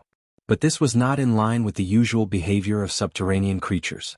The surface world was not a comfortable environment for them to live in. Most subterranean creatures would be blinded by strong light, and the bright sunlight on the surface was too dazzling for them. So what were they doing? Brando was puzzled, but fortunately, there seemed to be someone in the envoy group who could answer his question. He immediately asked the young prince to call for Lysimachia. Not long after, the Medusa came up from below the city, and her appearance caused a commotion in the crowd. The crowd rustled and made way for the lady from the Jorgandi Ridge. Lysimachia separated the crowd and came to Brando. This was the first time Brando had the opportunity to meet her in person, although the latter had already asked the young prince to tactfully express her desire to meet him. However, Brando was well aware of the nature of the inhabitants of Jorgandi Ridge. If he could, he did not want to believe this woman. He turned back to look at the lady who had caused a commotion among the crowd. The latter had a head of gorgeous snake-like hair that resembled a venomous snake. Her face was very beautiful, as smooth and flawless as the sculpture of an ancient Greek goddess. Under her slender eyebrows, there were a pair of vertical pupils in her amber eyes. If one did not look at her long hair, eyes, and the fine snake scales on her forehead, she could be called a beauty. After listening to Brando's statement and seeing the subterranean dwellers and their livestock on the city wall, Medusa seemed to have expected it. She replied calmly and affirmatively, "My lord, you guessed right. They are migrating. And in fact, this is a great migration that has not been seen in Jorgandi Ridge for thousands of years." Her voice was somewhat mellow, as if it was the voice of a siren. Chapter 968. Here comes harmony. Great migration? There was a hint of suspicion in Brendel's dark brown eyes. He seemed to have established a little impression of this term in his mind. After thinking about it a few times, he finally remembered that after the Second Era, there was a tragic war between the Dark Elves and the demons. The underground dwarves called it the War of the Grey Wilderness. This war for survival and destruction eventually spread to the upper regions of Jorgandi Ridge, causing the entire underground world's inhabitants to migrate upwards. Jorgandi Ridge was not a player's kingdom. Regarding this war that was far away from the mortal world, the surface world had very little information about it. Even until a long time after the war had begun, the players had only heard a few words about it. Brando had a flash of doubt in his mind. Could it be that this was the beginning of the war, but it had already begun in this era? Then he shook his head imperceptibly. Although the historical migration did not show signs in the surface world until 40 years after the Second Era, there was no large-scale invasion of Jorgandi Ridge before that. Although he was not a Kurlutzian, if such a big thing happened in Kurlutz as a player, there was no reason for him not to hear any news. All of a sudden, a strong premonition rose in his heart. Perhaps, just like the advance of the Holy War, the war between the Dark Elves and the demons had been brought forward for some unknown reason. No, the correct way to put it might be that it was precisely because of the advance of the Holy War that the Holy War broke out earlier. The fuse of this Holy War was ultimately the large-scale invasion of the Golden Mane Lion Mane Beastmen of Toquinen. They were originally under the guise of taking back the Haurangaya, but since Brando met the Dragon Queen, he knew that this was all a show directed and staged by the Queen of Cruz. Brando was slightly stunned. Before this, he had a guess about the Queen's plan. Her Majesty had the same plan in history, but it failed. Therefore the two worlds showed different histories. After all, the outcome of the Battle of Ampere Seal was ultimately changed by him. Then the appearance of the Azure Lance, the disappearance of the eldest son of the Cruz Empire, and the changes caused by the flapping of his wings, more or less affected the internal structure of the Empire. It sounded like a fantasy, but it was not impossible. Brando knew what kind of person the Silver Queen was. It was entirely possible for her to seize the opportunity to turn the tables. However, at this moment, his guess about the War of the Grey Wilderness in his heart was overturned. Since transmigrating to this world, Brando could be sure that he had no contact with the Dark Elves or the demons. If he had to be connected, it was only the only contact he had with the demons during the Battle of Ampere Seal. However, the Battle of Ampere Seal happened only half a year ago. The war between the Dark Elves and the demons affected the Tip of Ashes, and led to the migration of the inhabitants of the underworld of Jorgandi Ridge. It could not have only been half a year. He also remembered another thing. When the demons invaded Ampere Seal, they had enslaved many of Jorgandi Ridge's troops, harpy demons, cave dwellers, and even this beautiful Medusa had escaped from the hands of the demons. In other words, this was enough to prove that when the war in Ampere Seal broke out, the Greyfield War, in the underground world had already been going on for quite some time. Going further, he did not even have a stable foundation, let alone influence the world structure of Wond. In this way, it could only mean one thing. The world in front of him was not the same as the world of the Amber Sword. In history, Her Majesty the Empress did not have such a plan. The history and future of the two worlds were originally walking on two parallel paths that were similar but not intertwined with each other. What Senior Sister said might be true. Brando could not help but take a light breath. This fact was a little difficult for him to accept. After all, he relied on his foresight of the future to get to this point. He raised his head and looked at the plains. His light brown eyes looked past the cavemen's tents, the migrating pack animals, and the Jorgandi Ridge flag that fluttered in the wind like pieces of cloth. His eyes were filled with an indescribable color. It was as if he saw the flow of time, the torrent of history rolling forward, crushing everything he knew. He even broke away from the shackles of space and could see the winding and complicated river of fate coiling above the mountains and plains. A layer of hazy fog shrouded the entire Erewhon, and even the entire Wound. This was the fragmented foresight and future. But gently shaking his head, Brando could not help but be surprised to find that he did not seem to be too afraid of this result. It felt as if, after going through numerous challenges and tempering the weak and illusory reliance on the future, in his heart, which could turn into bubbles at any time, was truly destroyed, his heart became firmer instead. An indescribable confidence seemed to have turned into a shining sword in his hand. As long as he held it tightly, he could feel the real and cold touch of the sword. Those who stood behind him and relied on him were like the source of his strength. Brando even had a feeling in his heart that with such power, as long as he waved the sword gently, the fog in front of him seemed to disappear naturally. Behind the fog there was a broad road. That was Erewhon's destiny and also his destiny. History may have changed, but he had a feeling of controlling his own destiny and pulse. This strange feeling was wonderful and tenacious, rooted in the depths of his heart. Lysimachia naturally did not know that her simple opening remarks would cause so many feelings in the young feudal lord's heart. She saw Brando's silence and then looked at the expressions of the others. The nobles present were all stunned. Obviously, they did not understand what this so-called Great Migration meant. Lysimachia seemed to be very satisfied with the effect of her words and did not continue to speak. She was a woman who was very good at the art of speech.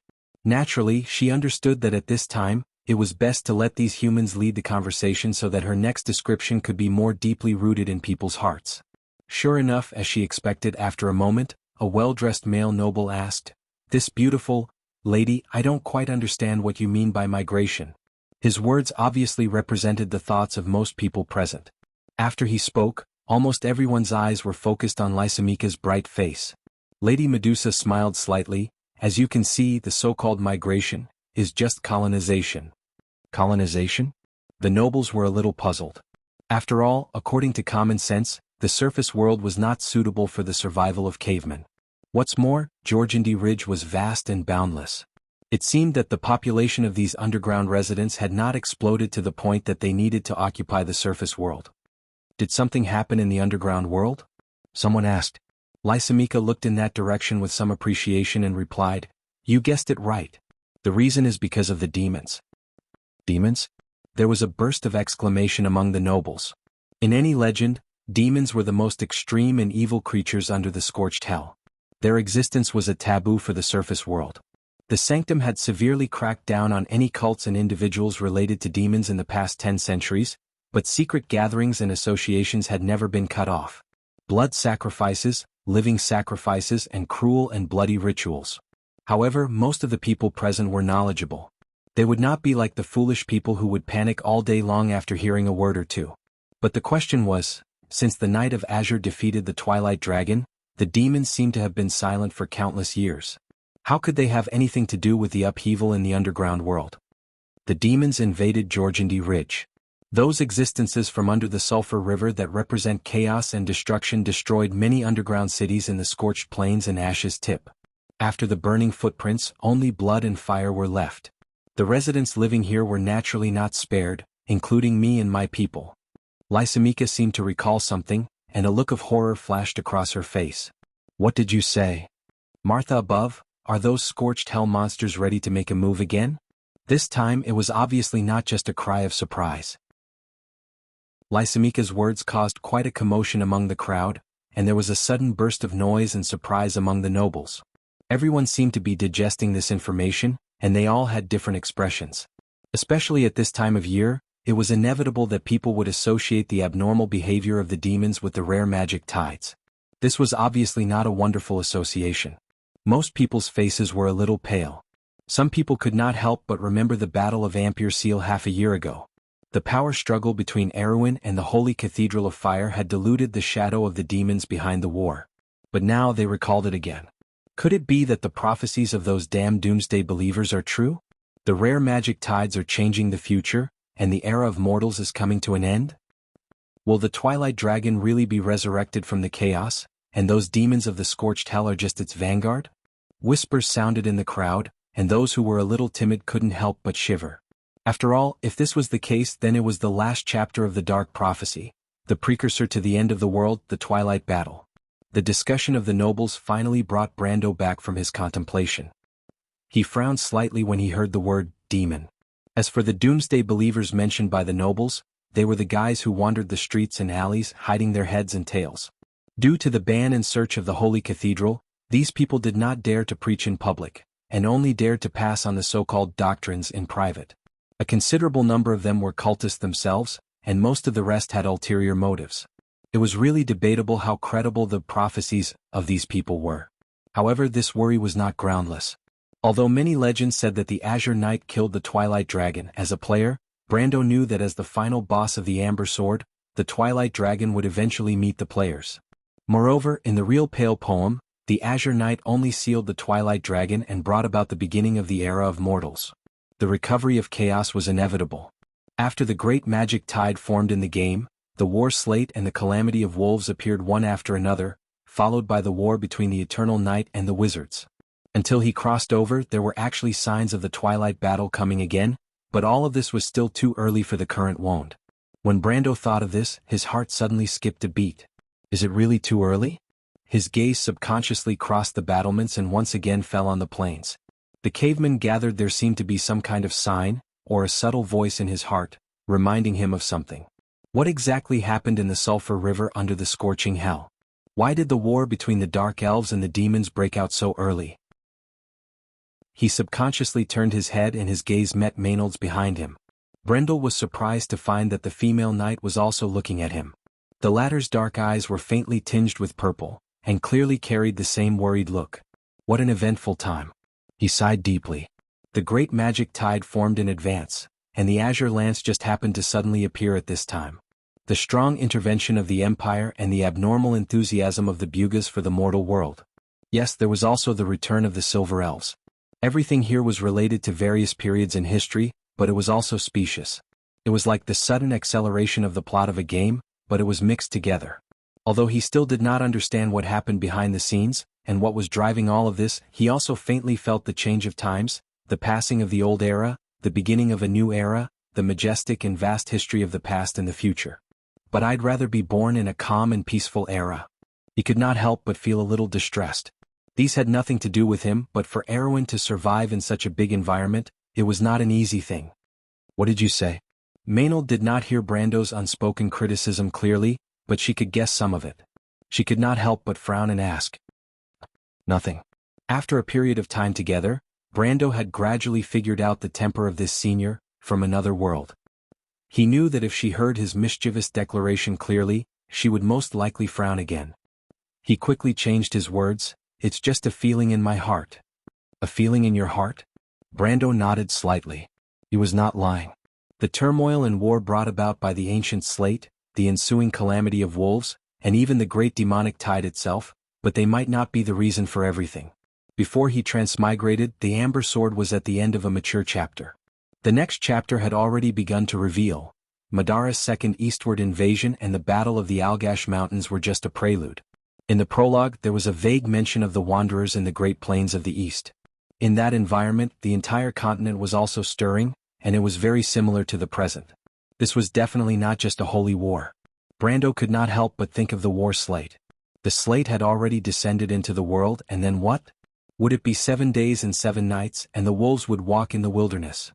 Looking west from Lone Harbor's Main Street, King Street, the snow-white streets and rows upon rows of roofs descended. At the end of one's vision, they converged on a blue mirror.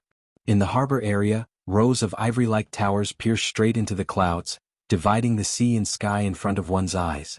This was the first-class port special berth area. Although in terms of the size of the port, the largest port in the south of the Sublime Sea, Lone Port, the Pearl of the New Sea, might not be as big as Ampere Seal. After all, the latter was a hub that connected the two major open seas. Ships from dozens of countries would choose to dock here in different seasons. But as the commercial hub of a small kingdom, Ampere Seal did not have the unique style of a military port of the Empire. A century ago, magical technology was introduced to the continent from the Hazel people.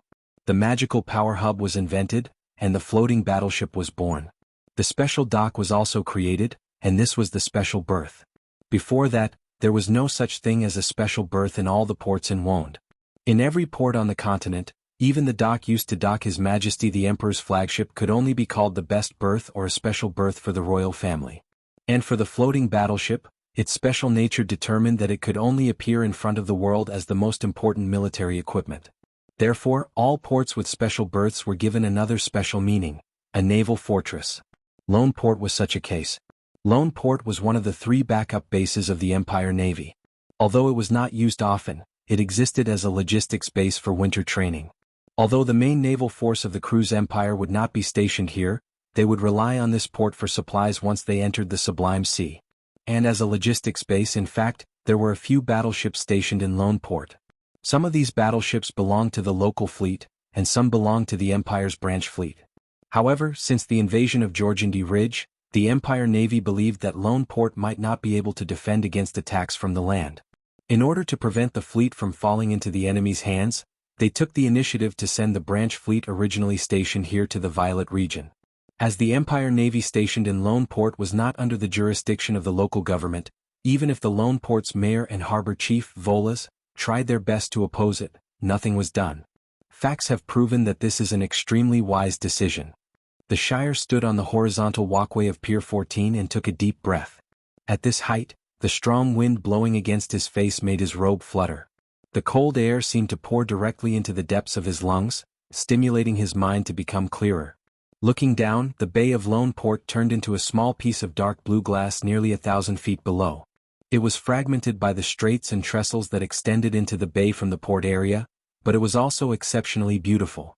With a piece of green foxtail in his mouth, he continued, "Although the upper echelons of the empire are extremely bureaucratic, the subordinates follow suit. Those lords obviously understand that the local guys are better than them. It's unreliable to count on these people. If the Empire's branch fleet is still here, it probably won't fall into our hands." The Shire said this to Yuta beside him. He didn't care about the ugly expressions of the local officials of Cruise. Opposite the horizontal walkway, the shimmering airspace between the 2 opposing towers formed this special berth. Lone's airport had only been built 10 years ago. It was considered brand new among such buildings, but it was already stained with the scars of war. The attack of the dragon horde had left eye-catching scars here, and nearly a third of the berths had been completely destroyed. He was almost certain that before the attack the airport wasn't prepared at all. Therefore, if the fleet was still here at that time, it would most likely have turned into fireworks in the air. Yuta nodded slightly. Although the battle between the dragon horde and the floating battleships had long exceeded the limits of the mercenary commander's imagination, she could see some clues from the habits of the local officials of the Empire. On one hand, those fellows' eyes were like hooks that had grown out of their bodies, and on the other hand, they were dismissive of her identity. She had seen too many of such local nobles in Erewhon, and she knew very well what kind of people they were. However, she wasn't in the mood to agree with the wizard's sarcastic remarks. She was more concerned about the mission Brando had given her. In her eyes, the apprentices in robes were busy on the bridge, but she didn't know what they were doing, let alone how much progress they were making. After all, they didn't have much time left. She couldn't help but anxiously look at the indifferent young wizard. The latter's attitude made it difficult for her to calm down. "Mr. Shire, is the Lord?" Yuta finally couldn't help but ask. But before she could finish her sentence, she saw the Shire turning his head and waving his index finger at her. The latter raised his head and stared at the shimmering airspace between the towers. His eyes were bright as if he had found something interesting. "Sure, Madam Yuta. There's movement." It was as if a ripple was rippling out from the empty space, like a stone thrown into the calm water. "I've made contact, Sir the Shire." An apprentice shouted, his voice intermittent in the wind. "Very good, immediately cast the anchor point." Chapter 969. Don't you think I've become more powerful? Valhalla was no longer what it used to be. This jade-like city of trees grew day after day under the careful care of the Light Spirit. Its branches grew luxuriantly, and the silhouette of this giant tree could be seen in many places in Menta Abes, and even the entire eastern region of Tanajul. However, in the eyes of the locals, there was a difference compared to 4 months ago. Ever since the mysterious wizards from above had entered the city, the changes on the giant tree had become more and more intense. Under the doubtful and even fearful gazes of the people, horizontal branches grew from the jade-like crown of the giant tree. These branches curled downwards and formed the shape of a door. The wizards in silver robes then covered the branches with dense runes. At night, The colorful light of these magical runes could be seen from a dozen miles away. Before the people could figure out what was going on, an even more shocking scene descended upon this land. Spaceships. The actual ships floating in the air were the floating ships that the locals had only heard of in legends. They were filled with people and resources, and they came from the north. At first, there were only a few of them, and then there was a dense fleet. Some of these spaceships came and went, while others docked beside the giant tree. In just half a month, Valhalla had the beginnings of a spaceport. It was only now that everyone realized what the mysterious wizards were doing. The spaceport bridge formed by the trunks of Valhalla had a natural advantage compared to the spaceport towers built by the humans on the ground. It was more like a dock built by the Bugas on top of the floating city. Therefore, the wizards from the Silver Institute were more proficient in designing such a spaceport. The construction of the spaceport that was part of the deal between the two parties was progressing very quickly. Manade, the silver-robed wizard, stood on the bridge and looked at the completed Pier 11 and the embryonic Pier 12 and 13. However, his gaze was not to admire his colleagues working on the spaceport.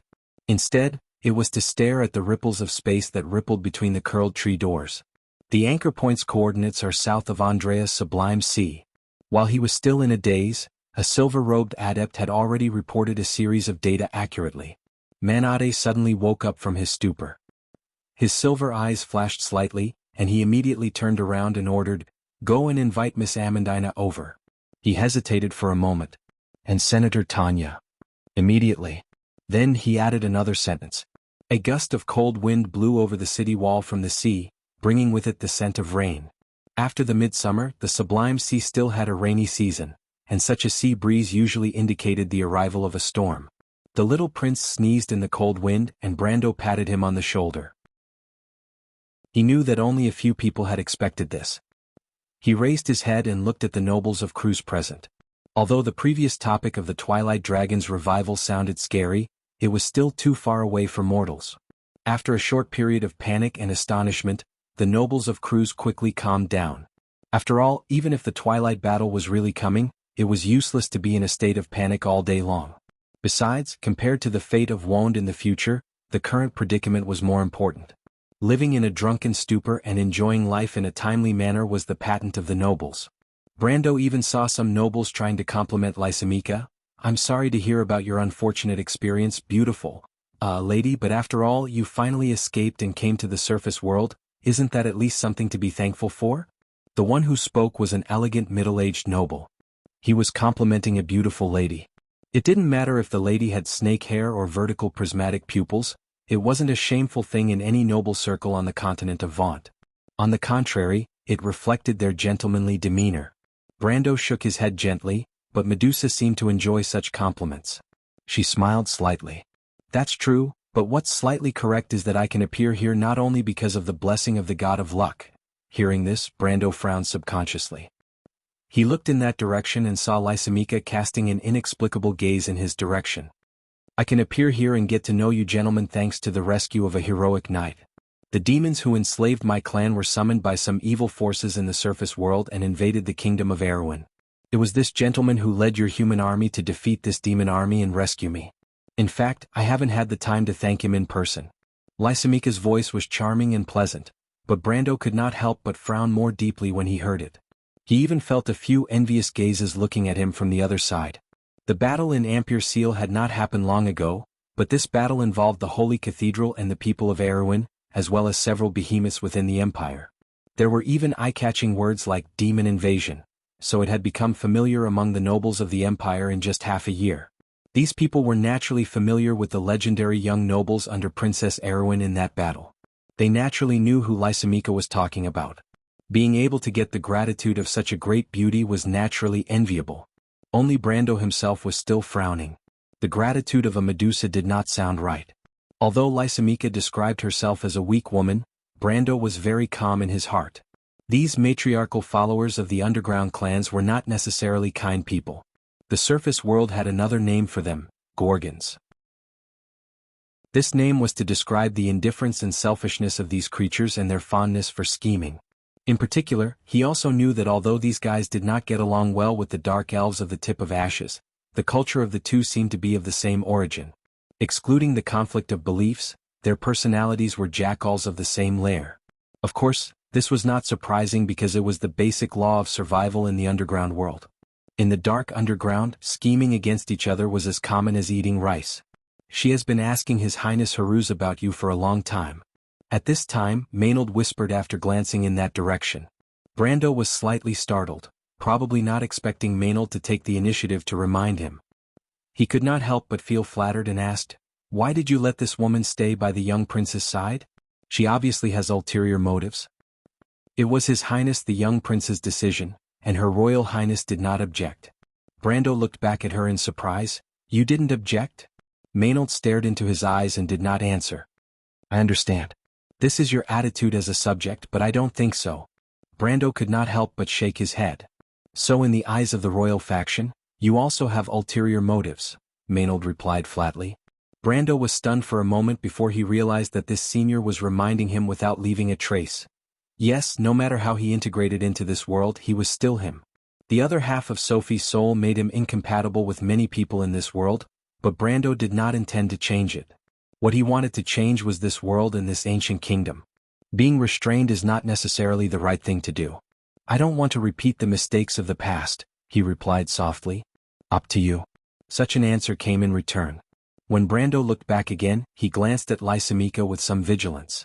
Lysimeka obviously noticed his gaze, but she did not care. She still had a kind smile on her face as she looked at him from afar.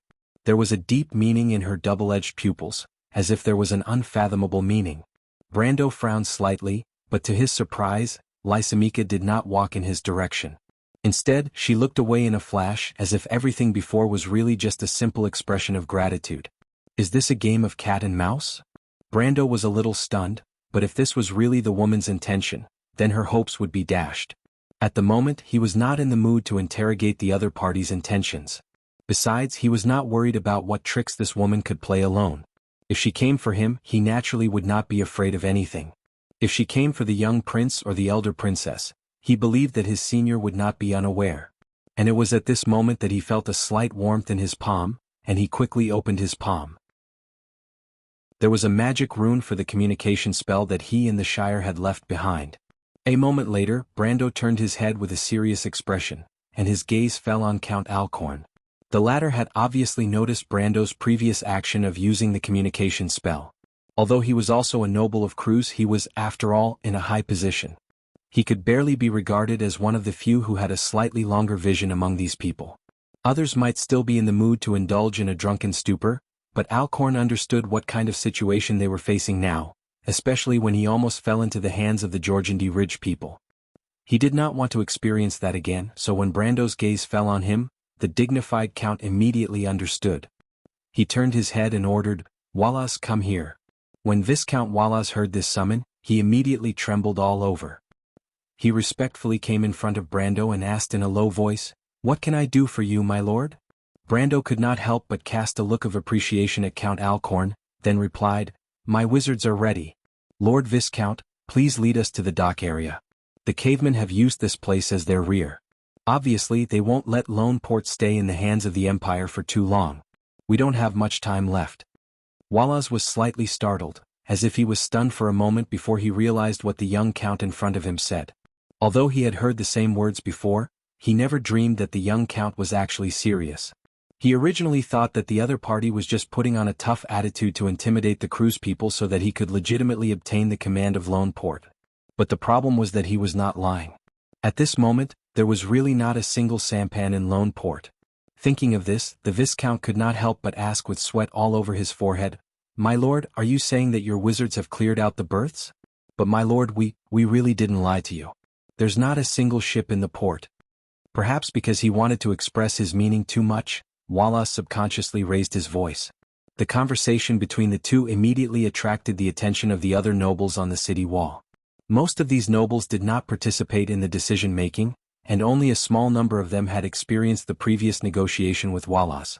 Most of the others only knew that Brando had promised them that there were still ships in the port that could be used. Therefore they still wishfully believed that there were still many ships docked in Lone Port, and what Brando wanted to do was to requisition these ships and then take all of them away. They did not know that almost all the ships in the entire port had sunk to the bottom of the bay at this moment. At this moment, when they heard Wallace's words, These nobles could not help but show a look of astonishment and even disbelief. After a moment of silence, someone immediately scolded. "What nonsense are you talking about, Mr. Wallace? What do you mean there are no ships? If there are no ships, how are we going to leave this godforsaken place?" The nobles were in a state of panic and their doubts became louder and louder. Soon there was a buzzing sound, but these nobles were still aware of who held their fates in their hands. Obviously, their previous life as captives had at least made them understand who was the boss here. Therefore, few of them dared to question Brando. But even so, Brando still frowned. He couldn't help but sweep a cold glance at everyone present and said angrily, "All of you shut up." There was an instant silence on the city wall. After a while, a noble asked hesitantly, "But, my lord—" "Shut up," Brendel interrupted them mercilessly. "I'm the one who's going to bring all of you out of this place, not the other way around. I'm not asking you to voice out your opinions, so all of you better be good and not make any noise." He stared back at the suspicious nobles with a sullen expression, then turned to look at Wallace. The latter obviously knew that he had messed up. He buried his head deeply, and his forehead was covered in fine beads of sweat. Brando glanced at him and replied coldly, "When did I ask you to prepare the ships? Or am I not speaking in Cruz? Mr. Viscount, I want you to take the gentleman here to the dock area. Do you need me to repeat it for the third time?" "But," Wallace replied with trepidation. He obviously could not imagine how the young count in front of him could conjure up a ship with his bare hands, especially when it was not just one or two ships. To evacuate Lone Port and take everyone away, it would take at least an entire fleet.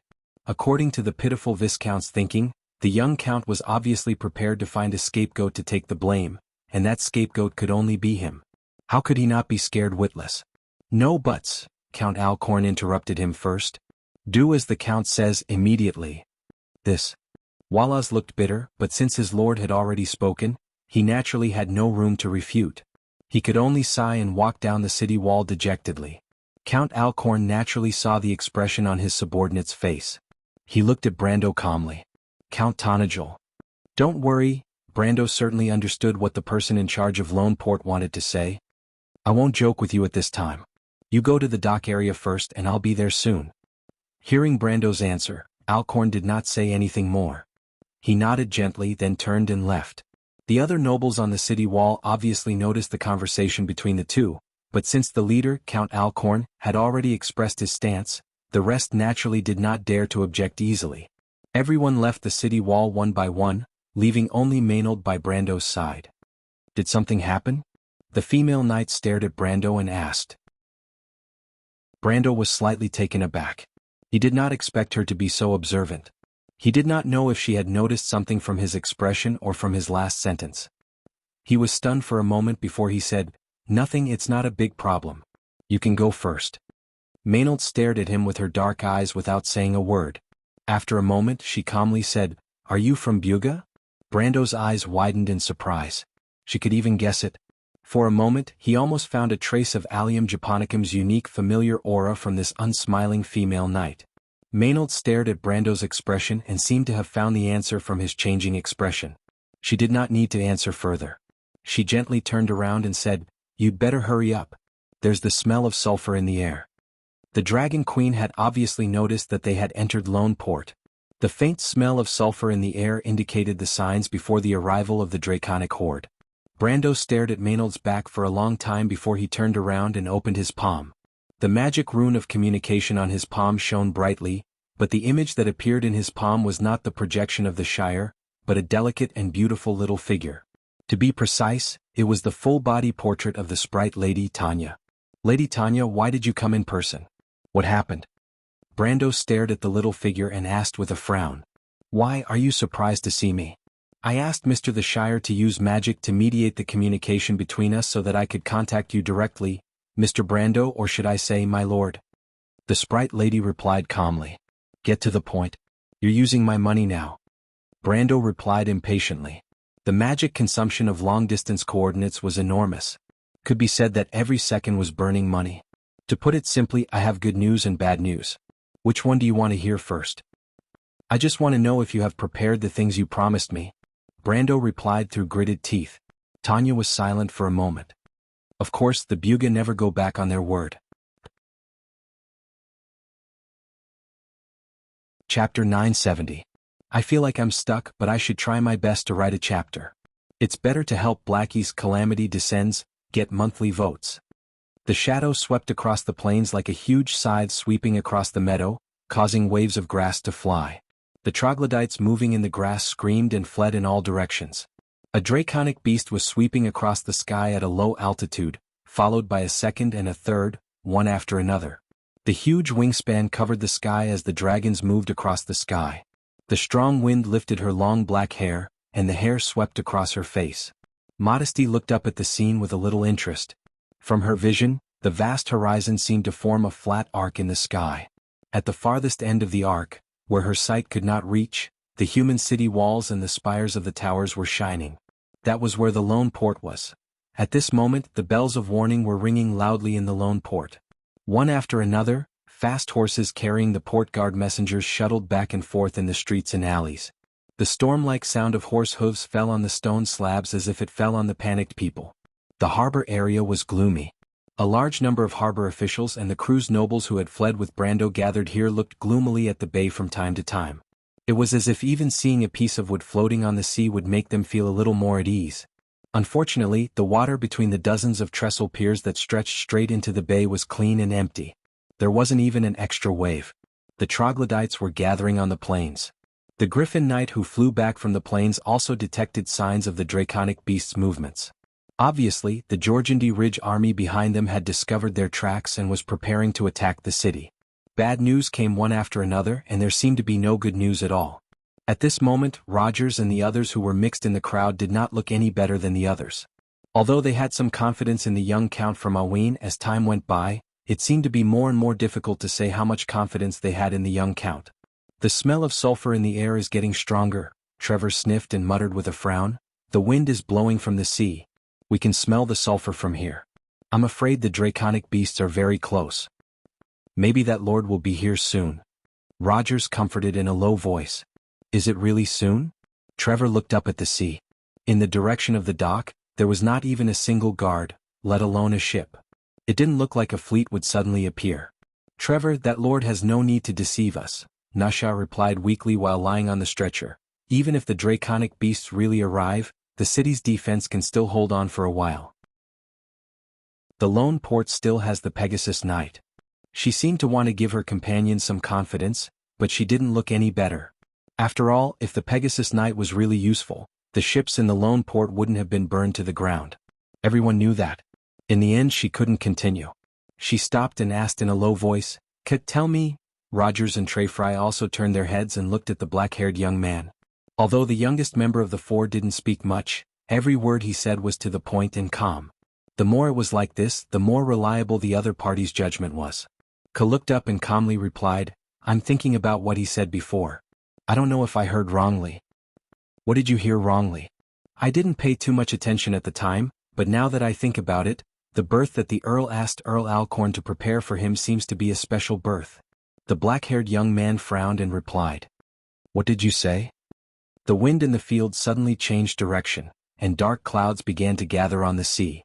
More than 10 minutes passed, but there was still no movement on the sea.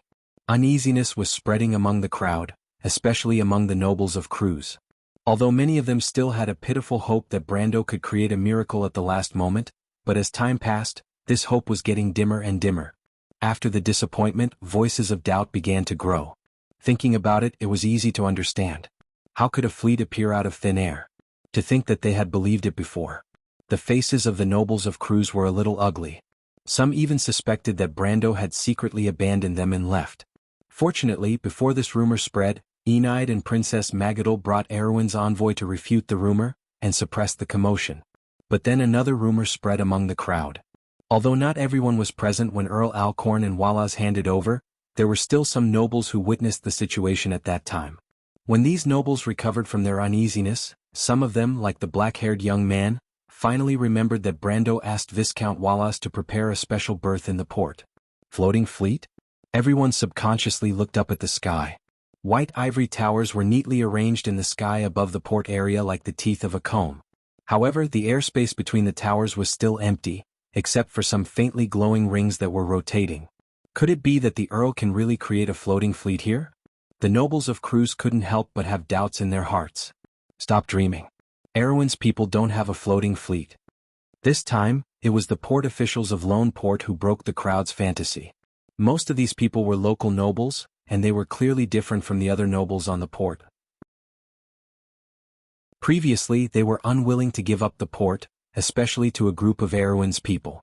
However, they were chased out of the port by the Erewhon's people with the authorization of Earl Alcorn, which greatly embarrassed them in front of everyone.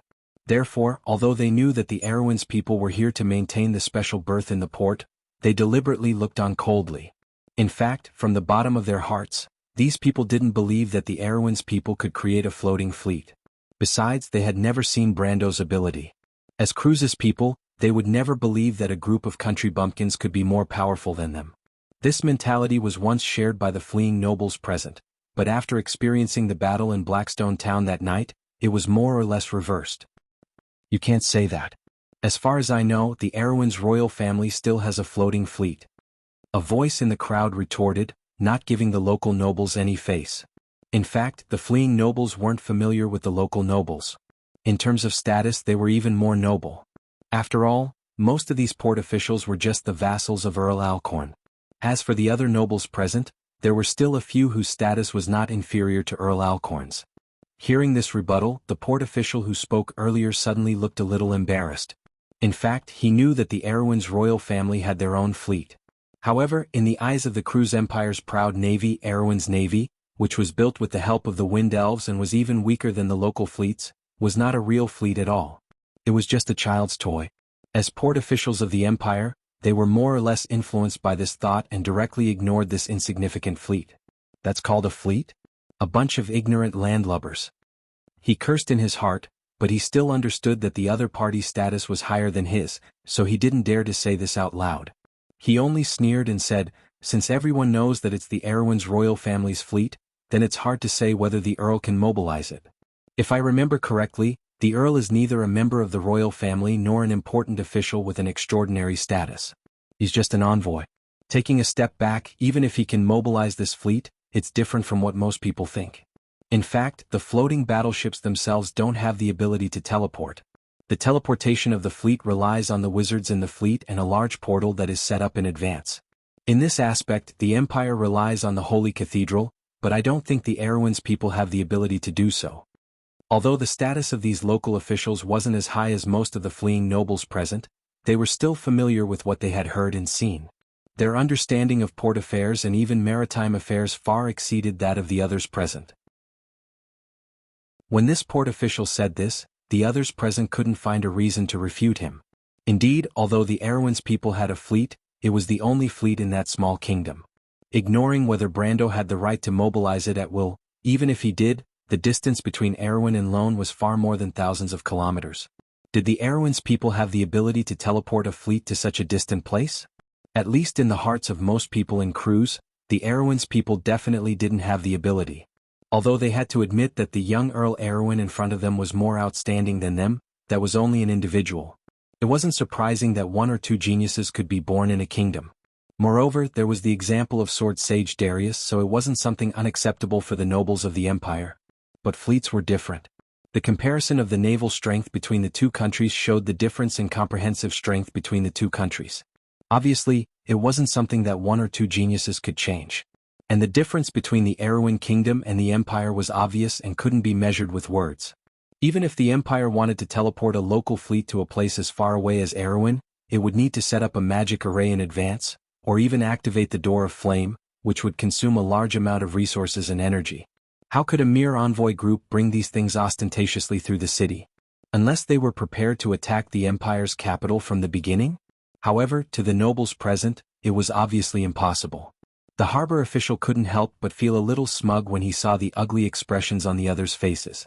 Although he probably wouldn't be able to escape from this port if Brando couldn't conjure a fleet out of thin air, he was different from the others who were filled with anticipation. He never thought that the Erewhon's people had the ability to do so. He only thought that they were shameless liars. Now that he could viciously stomp on their feet to vent his anger, he was naturally very happy, so he continued, "I'm afraid that I'll have to disappoint everyone here. To teleport a fleet to any place without preparation, I'm afraid that even the Empire can't do it, let alone the Erewhon's people." After hearing what he said, the nobles present couldn't help but feel even more depressed. After all, no matter how much these Cruz's people thought that Brando was capable, they would never admit that Erwin's people could do something that even the Empire couldn't. After all, this wasn't a competition between one or two people, but a competition between the strength of two countries. After all, no matter how confident they were in Erwin, they wouldn't dare to say that Erwin was stronger than the Cruz Empire, which would be a joke. The harbor official obviously thought so too. He obviously felt that his words were the final word, and no miracle would happen again. However, it was precisely under such circumstances that a calm voice came from the crowd. "You mean to say that it's actually possible, but the Empire can't do it?" Hearing this question, the harbor official couldn't help but feel his eyelids twitch. He immediately looked in that direction angrily, wanting to see who was so ignorant. What the Empire couldn't do, how could Erwin's people do it? This was simply a fantasy. However, when he looked up, he first saw Kuei's knight uniform, and then his gaze landed on the simple badge on the black-haired young man's chest. Royal Knight. He almost thought that he had seen wrongly and couldn't help but rub his eyes. Only then did his expression change when he realized that the person who asked him the question was a genuine royal knight. Although he was arrogant, he wasn't stupid. He knew that these royal knights who roamed around here were most likely internal knights. After his expression changed, he didn't dare to be rash and replied, "That's only a theoretical possibility. Unless there are countless wizards providing energy for this fleet to cast teleportation spells. The number of wizards needed to do this is probably far from enough even if all the wizards in Erwin were gathered together." The meaning of his words was actually a death sentence for Brendel. Everyone's heart that had just been raised could not help but sink deeply at this moment. Everyone subconsciously raised their heads and looked at the gloomy and unchanging sky. There was still not the slightest movement between the towers. Whether the Count was a liar or a miracle, it seemed like it would be revealed in an instant. "Do you see that?" Valis nodded as he stared at the horizon with a gloomy expression. Standing on the top of the airport tower, he could already see a group of dragons floating in the sky from the direction of the plains. "The Pegasus Knight Regiment is ready to take off, but I'm afraid it's useless. Unless the Griffin Knight Regiment of the Border Garrison Legion is here, I'm afraid they won't be able to buy much time," Valis replied stiffly to Marjorie. Not long ago, Brando had sent this young officer to negotiate with him. After Valis finished speaking, he couldn't help but look at the bridge again. As the person in charge of the port, he was different from the short-sighted officials below. After all, he could see what the wizards from Erwin were doing. These wizards and apprentices were really maintaining the port and not pretending. For a moment, even he almost believed that the Count could conjure a fleet out of thin air. Otherwise, there was no way to explain why the Count was doing all this useless work. But the problem was, just like the port officials below, he could not figure out how Brendel managed to send Alwyn's royal fleet to this place no matter how hard he racked his brains. "Mr. Marjorie," Valis couldn't help but ask with some difficulty, "do you really think that your captain can mobilize Erwin's royal fleet to this place? I mean, we don't have much time left." When Marjorie heard this sentence, he withdrew his gaze from the horizon and looked at the old man strangely.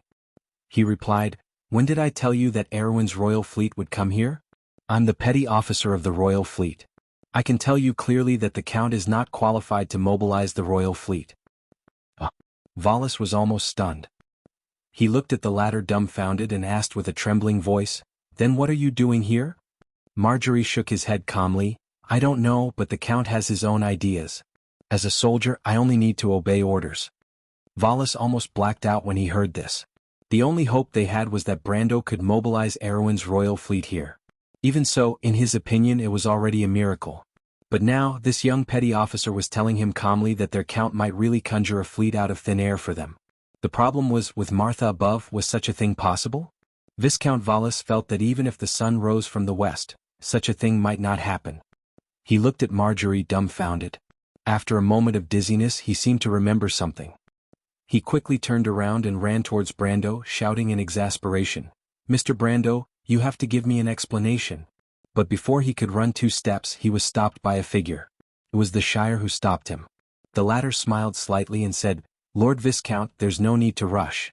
His lordship is in contact with Erwin. We've run into some trouble, but believe me, he won't let you down." "You." Valis was exasperated. He could not help but blurt out, "Well, I'll see how you're going to conjure a fleet out of thin air. Those damn Erwin people." The Shire heard this and just shrugged slightly. But he was not lying. Brando was indeed in some trouble at the moment. The trouble came from the Buga. Miss Tanya, I don't quite understand what you mean. Brando stared at the figure in his palm with a gloomy face and replied in an annoyed tone, what are you trying to say? What I mean is very simple, little guy. You know, those guys in the upper echelons of the Silver Society don't like to play by the rules. I just want to remind you not to be too surprised, Tanya replied indifferently as if she was just drinking water. I don't care what you're going to do as long as we complete the deal as agreed. Is that so? After saying this, Tanya could not help but subconsciously turn her head and look out the window with a strange expression. There, outside the airport bridge of Valhalla, and even all the subjects of Abies could see the silver light flashing in the eastern sky. One after another, floating ships flashed out of the light and stopped in midair. In just an instant, half of the sky was occupied. What followed was even more densely packed dots of light flickering. After every dot of light disappeared, a magus in silver robes was left behind. In just a few minutes, the sky above Valhalla was filled with countless magi like this. Chapter 971. Amandina's eyelids reflected a silver light as she silently looked away from the Valhalla tree window. Tanya smiled at her and passed the image of Brando to her.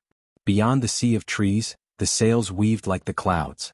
My lord, you need to provide more anchor points. When Amandina's soft voice came from the image in the communication spell, Brando was slightly startled and looked up at the Shire who had walked up to him. What are the Bugas trying to do? I don't know, my lord, but I'm afraid this is not a last-minute idea. I was wondering why these old fogies were so easy to talk to this time. I thought my negotiation skill level had increased again. Brando subconsciously smacked his lips. Negotiation skill level? You can understand it as the level of the art of negotiation. Wizards never do business that is unprofitable. This is a proverb that the bards of the Silver Bay coastal area keep saying. Besides, my lord, your negotiation skill? The Shire shrugged and smiled. Yes, it's all because of some people around me who call themselves wizards. They gave me the illusion that they have become stupid in this era. It turns out that this is just an example. Brando replied calmly. Can you do it? It will take some time, but we need to know how many anchor points the Bugas need. The young wizard licked his dry lips. Are they planning to send a main fleet over? A main fleet? Not to that extent. Brando shook his head gently. Under the port. As the fleeing nobles were speechless, the situation gradually fell under the control of the port officials of Lone Port. A fat man with a big belly kept on mocking the loopholes in the whole plan. Unfortunately, no one on the other side was familiar with port affairs and could not refute him. The people that Magadal had managed to calm down with her status as the nun princess began to feel uneasy and restless again. Duke Viro's daughter was so angry that she wanted to go up to them several times but was held back by Enide. Eugenie, we can't cause trouble for Her Highness, especially at times like this. We can't easily take a stand. The mild-tempered girl said, almost trembling. I know, but I must kill that damned guy. Eugenie, I'm running out of strength, don't be so agitated. Enide was about to cry. On the other side, Chiara was unusually calm, as if she was watching a good show. She looked at the young prince beside her with some disdain, who was also trembling with fear, and said in an old-fashioned manner, Hey, snot-nosed brat, stay away from me. Don't worry, I have no interest in arguing with these guys. You really can't talk about summer insects. Sister Chiara, you look at the sky. Haruz replied with a trembling voice. Look at the sky. Almost at the same time, there was a scream from the crowd. Everyone was slightly taken aback as they subconsciously looked up. In the sky, a magnificent scene was unfolding. Between the ivory-white towers that towered into the clouds, the area that was originally shimmering with a faint light had expanded by thousands of times. It was like a huge network that enveloped the entire sky above Lone Harbor. In the turbulent airspace, clusters of silver light flashed and disappeared, as though pairs of silver pupils were opening and closing their eyelids as they coldly stared at the insect-like crowd on the ground. What's that? All the crew's nobles were stunned by this spectacular scene. Although they did not understand what was in the sky, they vaguely guessed that all this might be related to the young earl from Erwin. But the port officials were much more understanding. Their faces kept changing, showing a look of horror and incomprehension. It's the anchor points, why are there so many of them? Finally, someone cried out. Are they crazy? The airport will collapse. These damn Erwin country bumpkins, they don't know anything at all. This is nonsense. The fat man opened his mouth and then screamed hysterically. Hundreds of anchor points, This was like teleporting hundreds of battleships at the same time, but how could Erwin have such a fleet? Obviously, it was impossible, at least he would never believe it. In his opinion, there was only one possibility, and that was those damn Erwin people did not know anything at all, making such a low-level mistake under the circumstances of operational error. What the hell is that damn Vola's doing? The fat man only felt that his colleague did not fulfill any of his duties of surveillance at all. He shouted as he cursed, "Quick, let's go up and stop them or the port will be finished." A group of port officials seemed to come to their senses and rushed to the airport as if they had just woken up from a dream. But just as they lifted their feet, a low buzzing sound reverberated over the entire port. Then the ground began to tremble slightly, and a series of cracking sounds spread from the depths of the ground, like the sound of glass breaking. The sound came from afar and approached, growing louder and louder. Then, with a crisp cracking sound, a half-meter-wide crack on the ground appeared in front of everyone's eyes. This crack extended from under the airport and pierced into the depths of the dock area, as if tearing the entire lone port apart. Everyone was stunned. With the appearance of this crack, more and more tiny cracks began to appear on the ground. The ground of the entire port almost instantly shattered into countless pieces, sinking like waves amidst the roaring sound. "Damn it, those damn Erwin scammers, we are all finished." The fat man's face was pale as he shouted with regret, "Look, this is the person you trusted." The fleeing nobles also panicked for a moment, and they all looked at Princess Magadol and her party in the middle of the crowd, and could not help but shout, "Your Highness!" Magadol gently bit her lips and frowned, but she did not panic. She stared at the sky and with one hand holding Dilfari she said softly, "Everyone don't panic, look at the sky." The nobles were slightly startled and then they looked up. In the sky, Lord Valis held onto the railing of the bridge with a pale face, and stared at the scene that was happening in front of him. Beside him, Earl Alcorn and Earl Jean did not look any better. The three of them were so focused that they did not notice the adjutant of the port who was sobbing and complaining about the evil of Brando and the county. "Lord Valis, Lord Alcorn, those Erwin scammers have cast too many anchor points, they must be crazy, the spatial magic circle of Lone Port cannot withstand such a huge shock, if this continues the port will collapse.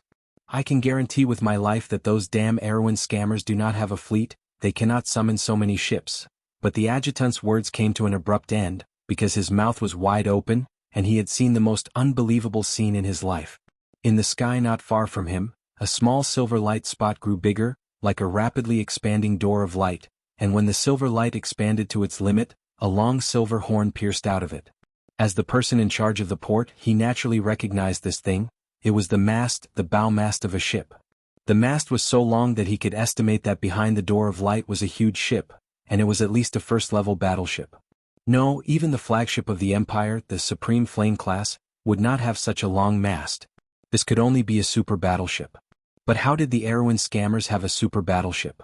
The white ivory tower vibrated slightly in the vibration of space, as if even the air around the tower was humming. The bow of the giant battleship slowly extended out from the light gate. First it was the horizontal mast, then the silver goat-horn sail that flashed with magic, and then the bow of the ship. When Wallaz, Count Alcance and Count Jean saw the bow of the ship, they could not help but be slightly stunned. The half-body of the snake-like banshee shining with silver light was so familiar, and the three of them could not help but open their mouths slightly. In the entire continent of Wond, only one force would use such a bow. The holy statue of Mana. Mana was the goddess of Wond's magic network in the ancient legends of the Society of Sages. She was the weaver of fate of the previous generation, and her wise eyes symbolized knowledge and insight in ancient times. Her abstract eye image even became the symbol of an organization tens of thousands of years later. The Bugis painted it on the spire of the silver tower, on the cover of the Book of Knowledge, on the silver sail above the clouds, and on all the places where the silver wizards set foot. This was the Eye of Insight, the symbol of the Silver Alliance. At the same time, these descendants of the Society of Sages also had the blood of the goddess of magic flowing in their veins. This was the battleship of the Bugis. The silver fleet appeared in the sky like an ocean. After the silver light flashed, the starry ships appeared in everyone's vision one by one. The first to complete the teleportation was the second-level frigate. Almost at the moment of their arrival, they formed a dense defensive formation to prevent attacks from any direction, so as to protect the main fleet that was teleporting even more slowly. 3 first-level battleships and a super battleship. Although Wallaz was the port official of the Empire, he had never seen such a luxurious lineup in his life. Even in the cruise empire, there was only one fleet that could rival such a fleet. And this fleet could not possibly stay in a backup port like Lone Port. "In the name of Martha," he said, almost moaning. "Is this the handiwork of the Bugas? My lord, guess what kind of price the Bugas have to pay to teleport such a fleet." The Shire looked at such a scene with admiration. Since the age of the falling stars, the Silver People had not appeared on the earth for a long, long time, but this did not mean that they had declined or disappeared. On the contrary, these otherworldly forces were always observing the world, and at this moment, they were displayed in such a manner in front of everyone. At this moment, the Bugas had intervened in the Holy War. The Silver People had intervened in the War of Mortals. At this moment, there are at least tens of thousands of wizards at the other end of Valhalla, doing their best to open this portal across thousands of miles. Brando murmured. He said this with some mixed feelings, and he did not even know whether this was a blessing or a curse. For a moment he recalled what Lady Tanya said to him alone not long ago. "This is the deal that the Silver Alliance made with you just to get you to help us get the Azure Lance back. In the agreement we promised to build a navy for you and agreed to sell and rent warships to Erwin. In the agreement, although we stipulated the minimum number of warships that must be sold and rented to you, there was no upper limit. So in a sense, we did not violate the agreement between the Silver People and the mortal world. Our agreement is outside of the war, and today is just a coincidence." Yes, it's just a coincidence. Brando understood that these old and cunning wizards had indeed taken advantage of a loophole. There was no relevant content in the agreement between the two sides, and he obviously could not set a hard upper limit for the rental and sale of warships. In fact, when the two sides signed the agreement, he could not wait for the other party to provide him with as much as possible. But he never dreamed that it would be to this extent. The Bugas said that this was a coincidence, but was it really a coincidence? Brando did not know if the Silver People's self-deception could really be accepted by the Sacred Covenant, or by the other human empires on the continent. At least for himself, he would never be so naive to believe it. Guess what is the real purpose of the Bugas? Thinking of this, he turned to ask Yuta and Marjorie, who were not far behind him. At this time, the bridge of the spaceport had already tilted under the huge spatial tremor, and there were even cracks in some places. The female mercenary leader had one hand on the cracked wall, and frowned as she replied, "Those cunning sorcerers seem to be determined to get the Azure Lance. They're using us as a cover." This answer was not out of Brando's expectations, but he shook his head. "I thought so too, but now I want to know what role the Bugas played in the secret between the Silver Queen, the Holy Cathedral of Fire, the dragons and my grandfather." Brando said softly. "I should have guessed it a long time ago. These guys who claim to be the inspectors of the world, how could they not know when the dragons intervened in the internal succession of the Cruz Empire?" "My lord, you mean?" Yuta asked in surprise. Brando nodded and replied with certainty. "The Bugas already knew what the Silver Queen was up to, and now they can't help but make a move." The remaining three looked at each other in surprise and could not help but fall silent. But at this moment, Brando thought further. The Silver Folk and the Golden Folk obviously had some kind of tacit understanding in the Sacred Covenant. These powerful forces quietly disappeared from the mainland, and according to the history players were familiar with, this was the beginning of the Age of Mortals. But in fact, was this really the case? At least in his view, this did not conform to the law of historical development. Not only the Bugas, but Brando also suddenly thought of the Silver Elves. It was obvious that the Silver Folk were returning to the mainland. This seemed to be faintly indicating something. "Mr. Count." Among the few people present, only Marjorie did not belong to Brando's system, so the young sergeant knew the least about these secrets. In fact, he did not care about these things that were far away from the fate of the kingdom of Erwin, and something else that was happening at the moment worried him more, so he had to remind Brando, "You'd better look over here." In the direction he pointed, on the plains of Lone Port, a shadow like a dark cloud was rapidly approaching. It was a group of draconic beasts. Almost instantly, an ear-piercing alarm sounded in Lone Port. The guards on the city wall stared dumbfounded at the giant beasts clustered in the sky. They spread their wings and rode the wind, sweeping over from more than 10 miles away. Although they were far from being able to enter the attack range, the strong smell of sulfur had almost filled the sky above the entire city. The army of Georgindy Ridge had finally arrived at Lone Port. They came really quickly. The county stared at this scene and could not help but pout. "The Dragon Queen probably thinks that we have some connection with the Earth Sage and is very afraid of us." Brando quietly looked at the dark clouds in the sky and replied faintly. The calmness of the master and servant made Volas, who was not far away, anxious. He could not help but shout, "My lord, Mr. the County, the fleet's teleportation has not been completed yet. We can't let them get close to the port. Those frigates alone can't stop these draconic beasts." At this time, the harbor officer finally no longer doubted Brando's strength, but he was more worried that the young count would fail because of his impulsiveness. After all, the survival of the entire port was now tied to the sudden appearance of this fleet. "Don't worry." Brando looked at the guy speechlessly and replied casually. "Don't worry?" Volas opened his mouth wide. For a moment, he felt that he and the two damn Erewhon people in front of him were living in a different dimension. Brando could not be bothered to pay attention to him. He just looked back at the image of the communication spell in his hand. At this time, the image of the character that appeared on the communication spell changed from Amandina back to Tanya. The fairy first glanced at Brando, then replied faintly, "Mr. Brando, the Bugas will not intervene in the War of Mortals. From now on, the command of this fleet will be handed over to you. Don't let us down." "Aunt Tanya, your joke is not funny at all," Brando replied snappily. "Do you think your words can be accepted by other forces?" "Maybe, maybe not, but what does it matter?" Tanya replied matter-of-factly. "That works." Brando was dumbfounded.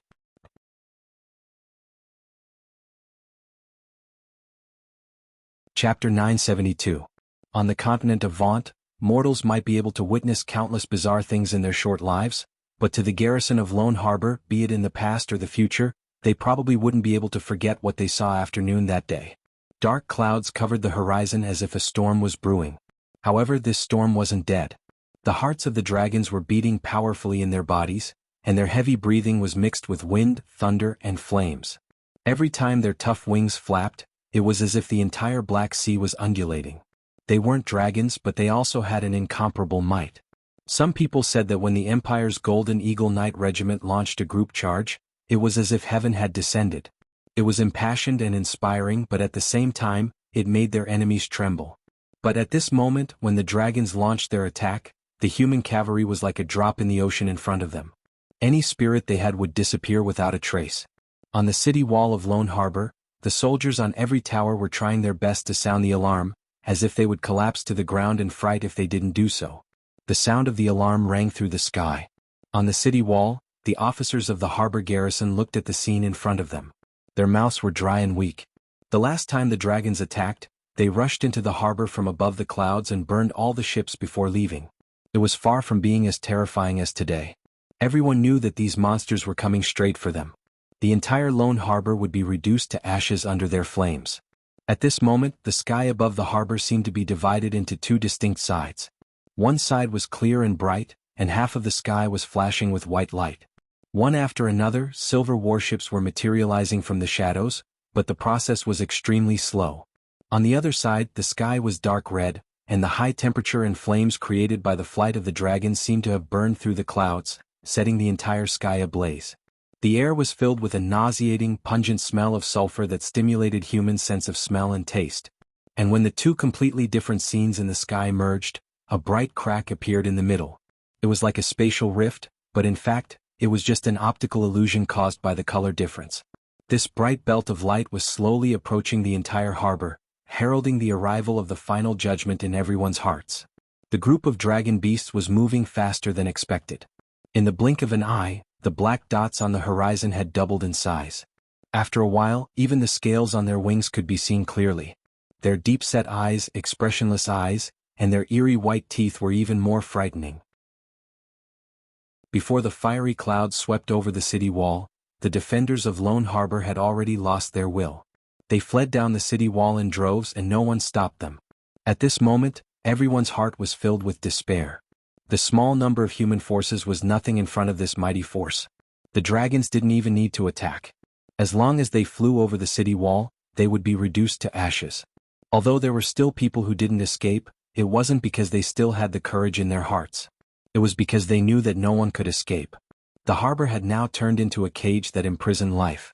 Vasily watched the despair of the entire Imperial army from above, but he didn't despise the cowardice of his colleagues. In the face of absolute power, all courage was pale and meaningless.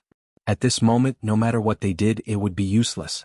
The tower was rumbling and shaking, and the bricks that were used to build it were falling apart and rolling to the ground. Flames and wind swept over, and then the tower began to tilt and collapse. Vasily lost his balance and fell heavily to the ground. He watched the cracks on the wall appear one after another as if it was a silent mockery of the weakness of human beings. He couldn't help but put down the rope in his hand that was connected to the bronze bell above his head. His hands were stained with blood, but he didn't care. In his field of vision was a sea of fire. Then, one after another, behemoths flapped their wings and flew out of the sea of fire. That was the dragons. The city wall of Lone Port didn't play any role in restraining them, and even the effect of delaying them for a little bit was minimal. The dragons swept directly across the plains outside the city wall, spread their wings and flew over the city wall, turning the place they passed into a sea of fire. Their target was very clear. It was the Silver Fleet that was teleporting in midair. In midair, although Brando's wizard apprentices had already cast anchor points, the teleportation was far from complete. The first to arrive were the corvettes that consumed the least amount of magic power. These two or even single-masted ships shaped like willow leaves sailed directly out of the berth as soon as they arrived at Lone Port. Their hulls were long and narrow, but they had large triangular sails made of wind sails. Therefore they were fast and flexible and could quickly form a hemispherical defensive circle in midair. At this time, the nobles and officials of crews on the bridge had seen clearly that the people standing on the deck of these corvettes were not Bugas, but black-haired or brown-haired humans, Erewhon people in naval uniforms. These Erewhon people on the deck controlled the sailing ships in an orderly manner, manipulating the sail ropes or giving orders. Knights in heavy silver armor with spears nearly 3 meters long had already lined up on both sides of the ship, ready to deal with the enemy landing from the air. They had seen the armor on the knights before, and it was exactly the same as the armor worn by the young count's guards. Could this really be a fleet of Erewhon people? Count Alcorn and his retainers on the bridge were so shocked that they were speechless. However, Brando knew that this was the navy that the Bugas had trained for him according to the agreement, a navy that belonged to Valhalla. It could be seen that Amandina and her Royal Highness worked well together, and the efficiency of the Bugas was also very high. This fleet had exceeded his expectations. But as a real army, this navy still had not seen blood and fire, like a blade that had not been sharpened. But today he did not expect that on the day his navy was formed into an army, it would usher in a real battle. It was like the necessary experience of a sword being unsheathed, but as an opening statement, the following battle might be a little too tragic. Brando stared at the approaching group of dragons and silently made a plan in his heart. No matter what, he would never waste all his seeds here. This was the prototype of Valhalla's future navy, and a good start was too important for a unit that needed history to settle down. As a former player, he was also very familiar with how the major guilds trained their own navies. At this moment, the captains on the frigates were saluting Taboo with flag signals, waiting for the Lord to give orders. Brando nodded to them. What they needed to do now was to stop the dragons at all costs. This was the mission of these light frigates that arrived on the battlefield first. In fact, this was the value of these light frigates: fast, flexible, able to complete the teleportation in the shortest time, and with a certain amount of firepower, enough to protect the entire fleet during the entire teleportation process. Although the current situation was a little extreme, it also vividly demonstrated the duties of the frigates in the floating fleet. Brando's signal was passed down one flag after another, and these light frigates began to fan their sails with all their might. Although the appearance of the floating frigates was not much different from the traditional sailing frigates, in fact they did not rely on the wind as their power source. The huge wind sails were woven with wind silk that was more precious than gold. This special material could collect the wind element in the air and use it as the power source of the frigates. When they were fully fanned, it was equivalent to dozens of high-grade wizards injecting magic into the magic power device. This magic power would enter the core of the frigates and push the frigates forward. The frigates were light and small, and under the huge sails they shot out from the fleet like arrows. Soon they reached the airspace of Lone Port and formed a horizontal formation above the city. Although according to the sacred treaty on the continent, the floating fleet rarely fought in the airspace of the city. Obviously they could not care so much at this moment. Their enemies might not stop to negotiate with them. To the underground residents of Georgindy Ridge, the sacred treaty was almost equivalent to a piece of paper. Everyone looked up at the long crescent moon in the sky. Even the most stubborn port officials shut their mouths at this moment. Before death, even the most arrogant people put away their prejudice. The harbor square was completely silent. Whether it was the nobles, port officials, or even the commoners, whether it was Kurlutz, Aween or anyone from other places including the mountain people and even a few foreign adventurers, all of them shut their mouths. Everyone understood that their survival was closely linked to this thin line of defense. Half of the city had been turned into a sea of fire. The fat man who was the most talkative finally realized this point. Those fierce dragons would never let them go just because they were nobles. In their eyes, they were no different from the burning stones and wood. They had to face the same dilemma as Earl Alcorn had experienced before. The preferential treatment for nobles and wound during the war seemed to have disappeared with the invasion of these underground monsters. The nobles regarded war as glory, but now they had to face the struggle of life and death. Barbarism used blood and fire to strip away the false gentleness of the nobles, leaving only the naked primitive law. Everyone's face was pale, and they felt a chill from the bottom of their hearts. Fatty Avram was so scared that his legs were cramping, but at least on the surface, this second-generation heir of the Elson family was much better than most of the Cruz nobles present. The Cruz nobles used to have a sense of superiority towards the Erewhon nobles from the bottom of their hearts.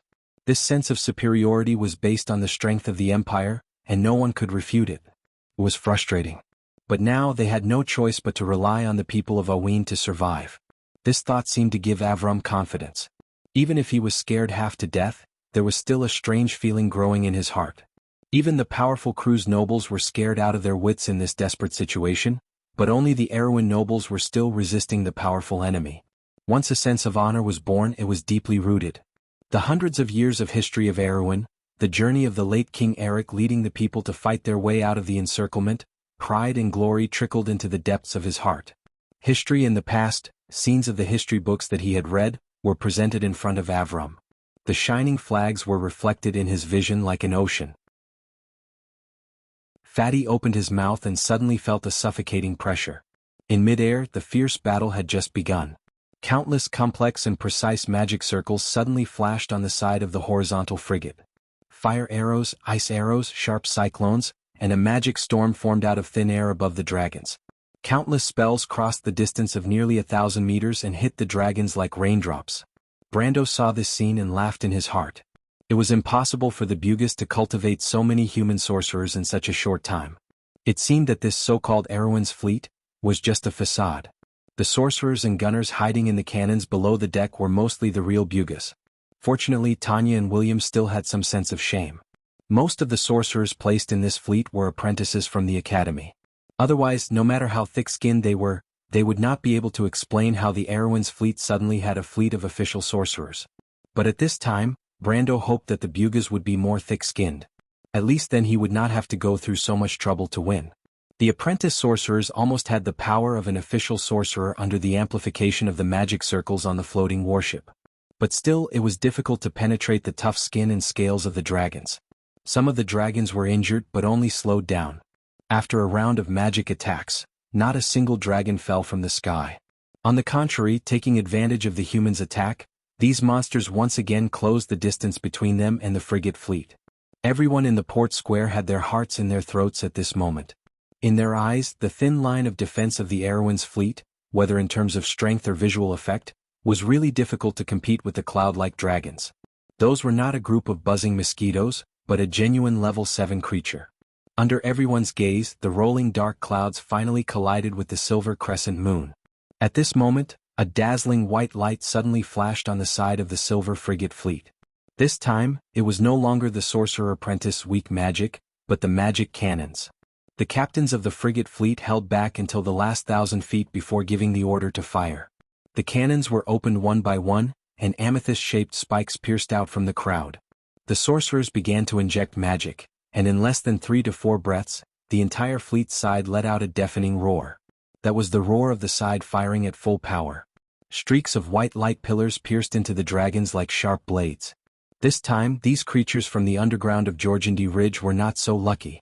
In an instant, their wings or bodies were pierced directly, and they fell from the sky with a sorrowful howl, sprinkling a filthy rain of blood.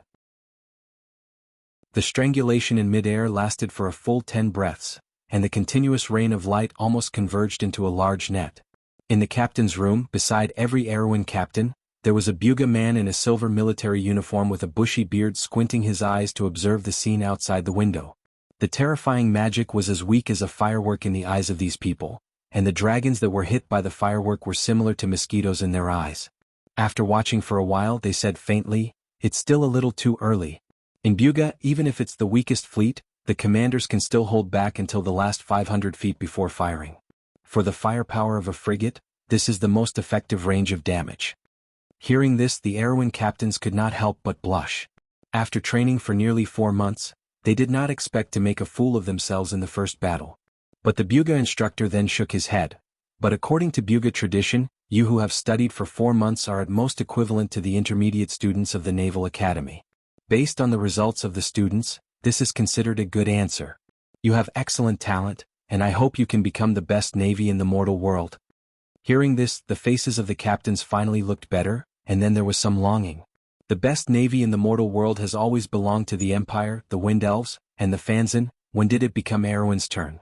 But now, such an opportunity was in front of them, and it did not seem so far away. And all of this was created by the man who brought miracles to Erewhon, and in fact, even this fleet itself was a miracle. This was a fleet that belonged to the ancient kingdom, and on this fleet, there were not only young people from Tonajal, but Tonajal could not gather so many outstanding talents. In fact, a large part of them were gathered by Princess Griffine from all the provinces of the kingdom. Regardless of background, everyone had the same opportunity to stand here and witness or even personally participate in the birth of this fleet. For these young people, the miracle created by Brando's own hands, the ancient glory of the kingdom of Erewhon, had long been closely linked to them, and they breathed the same fate as them, sharing the same glory and glory. And at this moment, facing the surging tide of draconic beasts, what they felt was not fear, but the warlike genes that surged from the depths of their blood. They would fight side by side with the legendary Bugas, and no matter the final result, just today's war alone, they would be recorded in the annals of history together with Erewhon. The Bugas instructor knocked on the glass of the porthole to call the hot-blooded young captains out of their fantasy. He was very familiar with this scene. The young students participating in the first battle was always hot-blooded, but they would soon integrate into the Bugas' sense of discipline from their bones. What the fleet needed was precise operations, not a hot-blooded knight's charge. But it felt good to be young again. He stroked his beard and pointed to the advancing draconic beasts outside the porthole and said, "Don't be happy too early, this level of attack is nothing to a level 7 creature, and the bloody battle is still behind. As the captain of the frigate, you must hold this line of defense until the entire fleet arrives, and then launch a counterattack." The young captain nodded solemnly, but it was at this time that he was slightly startled. "What's wrong?" The Bugas instructor noticed his student's abnormality. "The Lord wants us to retreat." "Retreat?" Chapter 973. In the sky, the Silver Fleet and Modesti's dragon army were engaged in a fierce battle. Explosions and flames continued, licking the clouds, and roars shook the world. Forlorn below, this scene was no different from the end of the world. After hearing the Buga instructor's question, Zika paced back and forth on the deck of the captain's room twice. The fire penetrated the porthole and was reflected in the young captain's eyelids. He frowned slightly, hesitated for a moment, and finally gave the order, "Execute the order." The silver-robed wizard, Woolmy, stood by the side with his hands behind his back, carefully watching his Erewhon student. The silver eyes under his thick eyebrows flashed slightly, and he said, "As far as I know, your lord has no experience in commanding a fleet in battle. In fact, he isn't even from the Navy. You have a reason to refuse his orders. You know better than him how to use these behemoths in the sky to win. The textbooks tell you that a qualified commander wants to win glory for the Lord, not blindly obey orders. But your eyes tell me that you haven't lost your mind and you're still young. You haven't reached the age of losing your drive. I'm very curious about your choice, because I want to see what he's capable of." Zika came to the porthole and looked at the flames of war in the sky through the crystal.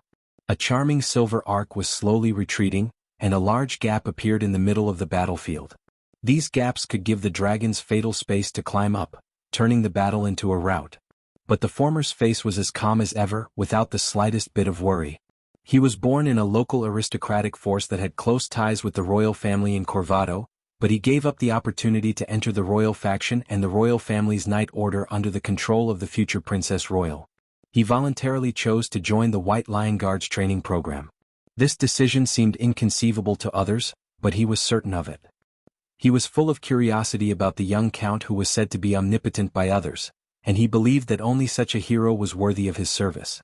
This was a precursor to the coming of troubled times, and the thousand-year storm was just the beginning of a great drama. All of the silver fleets in the air faltered in unison before slowly retreating like shimmering silver scales. Marjorie, a young petty officer from the Royal Navy of Yanalasu Province, looked up and witnessed the entire process. He wanted to say something but stopped himself. He really could not understand why the wise and calm Count would suddenly make such a low-level mistake. Or could it be that the Count was a stubborn and self-opinionated person in the first place? It was just that the stunning military talent and keen sense of smell displayed on the land had lost its usefulness in the newly opened battlefield in the sky. After the escort fleet retreated, the draconic beast seized the opportunity and began to climb, trying to gain an advantage in height. This was the decisive factor that they could not control in the previous battle. The nobles of crews on the bridge of the airport looked at the dark clouds in the sky. Although they could not see the key to the battle, they felt a little uneasy. Count Alcorn swallowed his words several times until he finally couldn't help but ask Brando. A flame descended from the sky and landed beside the ladder. Marjorie also shut his mouth at the same time. The flames separated from the middle, and a beautiful warhorse wrapped in pale flames walked out. The vigorous female knight on the horse took off her helmet, and her long hair fluttered like flowing fire. It was the head of the Valkyries, Brunhilde. "Master." Brunhilde stared at Brando with her golden pupils. Her voice was calm and low. "I'll leave the rest to you," Brando said in a deep voice. In the previous battle, he had never used the Valkyrie guards as his trump card, but this time, in order to protect Tanagel's new navy, he had to use it. Besides, compared to the reappearance of the Silver Fleet of the Bugas, the rebirth of the legendary Valkyries was nothing. "This is our duty, Master. It's a pity that Valhalla is still too weak. We can't always fight side by side with you," Brunhilde replied. "There will always be a chance. I will do my best to rebuild the Dawn Sanctum." Brando himself was looking forward to the arrival of such a day. The legendary Valkyrie who patrolled the sky would come to Erwin's land and fight for him. This was something that even the top guilds in the Ambersword could not dream of. "We firmly believe that day will come, and the glory of the Golden Palace will return to this land." Brunhilde turned her horse around and raised her right hand. A spear burning with golden light suddenly appeared in her hand. She shouted, "Follow me, sisters, fight for my god, Odin." The imperial wind steed let out a long neigh and stood up on its hind legs. A sea of flames surged out from behind Brunhilde like clouds. The rising flames formed into an army. Countless men and horses galloped forward, and the sounds of battle shook the heavens and earth. The four Valkyrie leaders, Alinda, Yalvit, Walther, and Guna, wore winged helmets and held spears in their hands. They parted the flames and followed the Valkyrie queen. The army that came out of the flames was like a waterfall of fire that fell from the sky, blocking the front of the dragon army. The two armies collided in an instant. At that moment it was like an illusion. The whole sky shook slightly, and then blood and charred corpses fell from the sky like raindrops. The cries of the dragon army filled the sky. The result of the battle in an instant was even better than the previous volleys of the escort fleet. This scene gave Brando a huge shock. He did not expect the legendary Tier 9 creatures to be so terrifying. Although he expected Brunhilde and the others to be able to suppress the dragon army, he did not expect them to be able to stop the dragon army by themselves.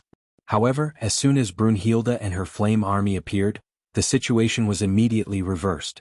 In an instant, Brando understood that this was the special ability of the Valkyrie Queen, the final battle. It turned out to be a summoning ability, and it was a rare ability to summon multiple units. Although he did not know how long it could last, just this part of the power was enough to make the Valkyrie one of the top troops on the continent. An army of one, the two fire clouds intertwined in mid-air. Just like Brando, everyone who witnessed this scene was nailed to the ground as if they were possessed. Although Alcorn had expected that the female knight who appeared from the flames was not an ordinary person, he did not expect her to be so extraordinary. He had personally experienced the horror of the dragon army, and now he had seen the power of the Valkyrie with his own eyes. This was a knight who rode a chariot of thunder and fire, patrolling the sky. Alcorn could not help but sweat profusely. How dare he make an enemy out of someone who controlled such an army? This was simply, "You're courting death." Eugenie looked at everything in front of her in a daze, muttering to herself in her heart. She finally understood the source of Brando's confidence. With such power, even the Empire could not do anything to him. The top fighting force of the Cruz people, the Flame Family Knight, the Guardian Priest, was nothing more than this. But why would such a person who has the power that the entire kingdom can hardly resist, be willing to stay in a corner? Another thought came to the duke's daughter's mind. She frowned, and some of the ideas that had been in her heart were now completely extinguished. Medusa Lysimeka's eyes were shining, and the excitement in her eyes could not be suppressed. She gently patted the head of little Prince Erwin beside her and said excitedly, "See, little cutie, this is the power that your teacher really controls. But I imagine it's far more than that. He must have more secrets. This is really a mysterious man." Haruz noticed his maid's abnormality and could not help but turn his head and ask doubtfully, "Do you really need power, Miss Lysimeka? Kingdoms, organizations, individuals, everything needs power. Little cutie, if you and your sister's Erwin had enough power, would it still be so weak?" This reason sounded very simple, but Haruz frowned slightly. Could power really bring about everything? But he had heard from Brendel that under the Sulphur River, there was also a world that pursued extreme power. But the world of the demons was barren and lacked vitality. Power seemed to be able to bring everything, but it also seemed to be unable to bring anything. He could not figure out what exactly was lacking in between. The two were silent for a while. At the same time, most of the people in the entire Erwin envoy group had their own thoughts. He really didn't let me down. Zakar could not help but shake his fist fiercely. The heroic army in the air was so powerful that he could not help but tremble. The royal faction, the royal family Knight Order, and his companions' superficiality and short-sightedness were simply laughable in the face of such power. This was no longer a power that Erwin could control and restrain. Such power could only belong to a powerful empire. The dream and glory of the Erwin people since the time of the late King Eric seemed to be right in front of them. Valkyrie, Valmy could not help but mutter to himself again, Valkyrie? The silver-robed wizard seemed to have lost his extraordinary calmness as a silver descendant. The time that spanned tens of thousands of years seemed to reappear in front of his eyes. Even the age of gold and silver had not yet come to the earth. Babel's tower stood tall in the clouds, and the earth was full of rich and lush scenes. Gods and men coexisted together, the age before chaos. That is the queen of the Valkyrie, Brunhilde. Thunder and fire above the clouds. Martha above. Who is he? How did he gain the loyalty and favor of the queen of the Valkyrie? Mr. Valmy, he is our liege, Zakar said proudly. He waved his hand vigorously. Reinforcements are in place. It's time to fight back. Reinforcements have arrived. The Bugis super warship, the Akhenaten, was gradually materializing from a shadow. The sacred statue of Mana shone brightly under the sun. On the towering battleship, the silver sails were like clouds. On one side of the giant ship, the first-level battleship, the Silver of Magic, the first-level battleship, the Devourer of Winter Wolves, and the first-level battleship, the Light of Wisdom, had fully materialized and were advancing side by side. Flags rose from each of the warships, repeating the same meaning. Reinforcements have arrived. Begin the counterattack. The Silver Fleet began to turn slowly. Brilliant magical flashes flashed again and again. For the first time, the firepower density of the Erwin fleet exceeded the fireball rain of the dragons. Various colors of light crisscrossed in mid-air. Finally, the flying beast army of Georgindy Ridge couldn't hold on any longer. Their formation was in a mess and they lost the momentum to attack. A long howl came from the plains as the dragon beasts began to turn around as though they had been pardoned. They densely crossed the dilapidated city walls of Lone Harbor and flew away like a howling gust of wind. Everyone on the battlefield was stunned by this sudden scene. Even most of the crew's people on the ground and in the port could not believe that they had really won. They had escaped from the claws of an army of dragons. They did not rely on the Imperial Navy, nor did they rely on any of the Imperial Army's main forces. They only relied on the thin port guards and some Erwin people. But the facts at hand explained everything. The dragons were leaving in a hurry and gradually disappeared from sight. In the distant sky, there were only a few small black dots that were gradually moving away. The previous battle seemed to be a disaster that raged through a dream. Erwin's Silver Fleet did not pursue. In fact, they did not have the strength to do so. Brando expected that there should be more dragons or other Georgindy Ridge air forces on the plains. For example, the Harpies and the more terrifying Manticores. Although the dragon army that was sent out before looked terrifying, it was far from the scene he saw in the Alkash Mountains in the future. The strength of all the lords under the ground was not inferior to Madara 100 years later. These few dragons should not be enough to make the Dragon Queen feel the pain. Rounds of flags were sent out between the fleets again. The new navy of Erewhon people cautiously set up defenses to guard against the second attack of the dragons. On the other hand, as the Akhenaten re-entered the port, the Buga envoy also came to Brando. If there was another Erewhon person in this world other than the Earth Grandsword Master, then he must be the master of the Mithril Castle. He was the leader of the 12th Circle Spell Society with half mortal blood and half silver blood. He was Tulman Mithrilo certain. If it was said that the local nobles of Lone Port had some contempt for Brendel before, they subconsciously shut their mouths when they saw rows of silver-robed mages in silver robes, who were glorified as the army observation group, walking over from the various warships. Just like the inherent pride of the people of the Empire, the Silver descendants did not need a reason to be arrogant in front of the mortals. The superiority of the Cruz people was not worth mentioning in front of these ancient people who had experienced the War of the Holy Saints. Even for most of the Silver descendants, the Flame King Gretel was their peer. The war-torn era was their youth. They had fought side by side with the heroes of mankind. But on the White Tower, such an experience was not worth mentioning at all. So the Empire was even less worth mentioning. Tulman was from the youngest generation of the Buga people, but his status was extremely high. Coupled with the fact that he was half-human, he appeared to be older and more serious than many of the silver-robed mages who had lived longer. However, in front of Brendel, he always maintained the image of a hermit scholar in the Grimoires forest.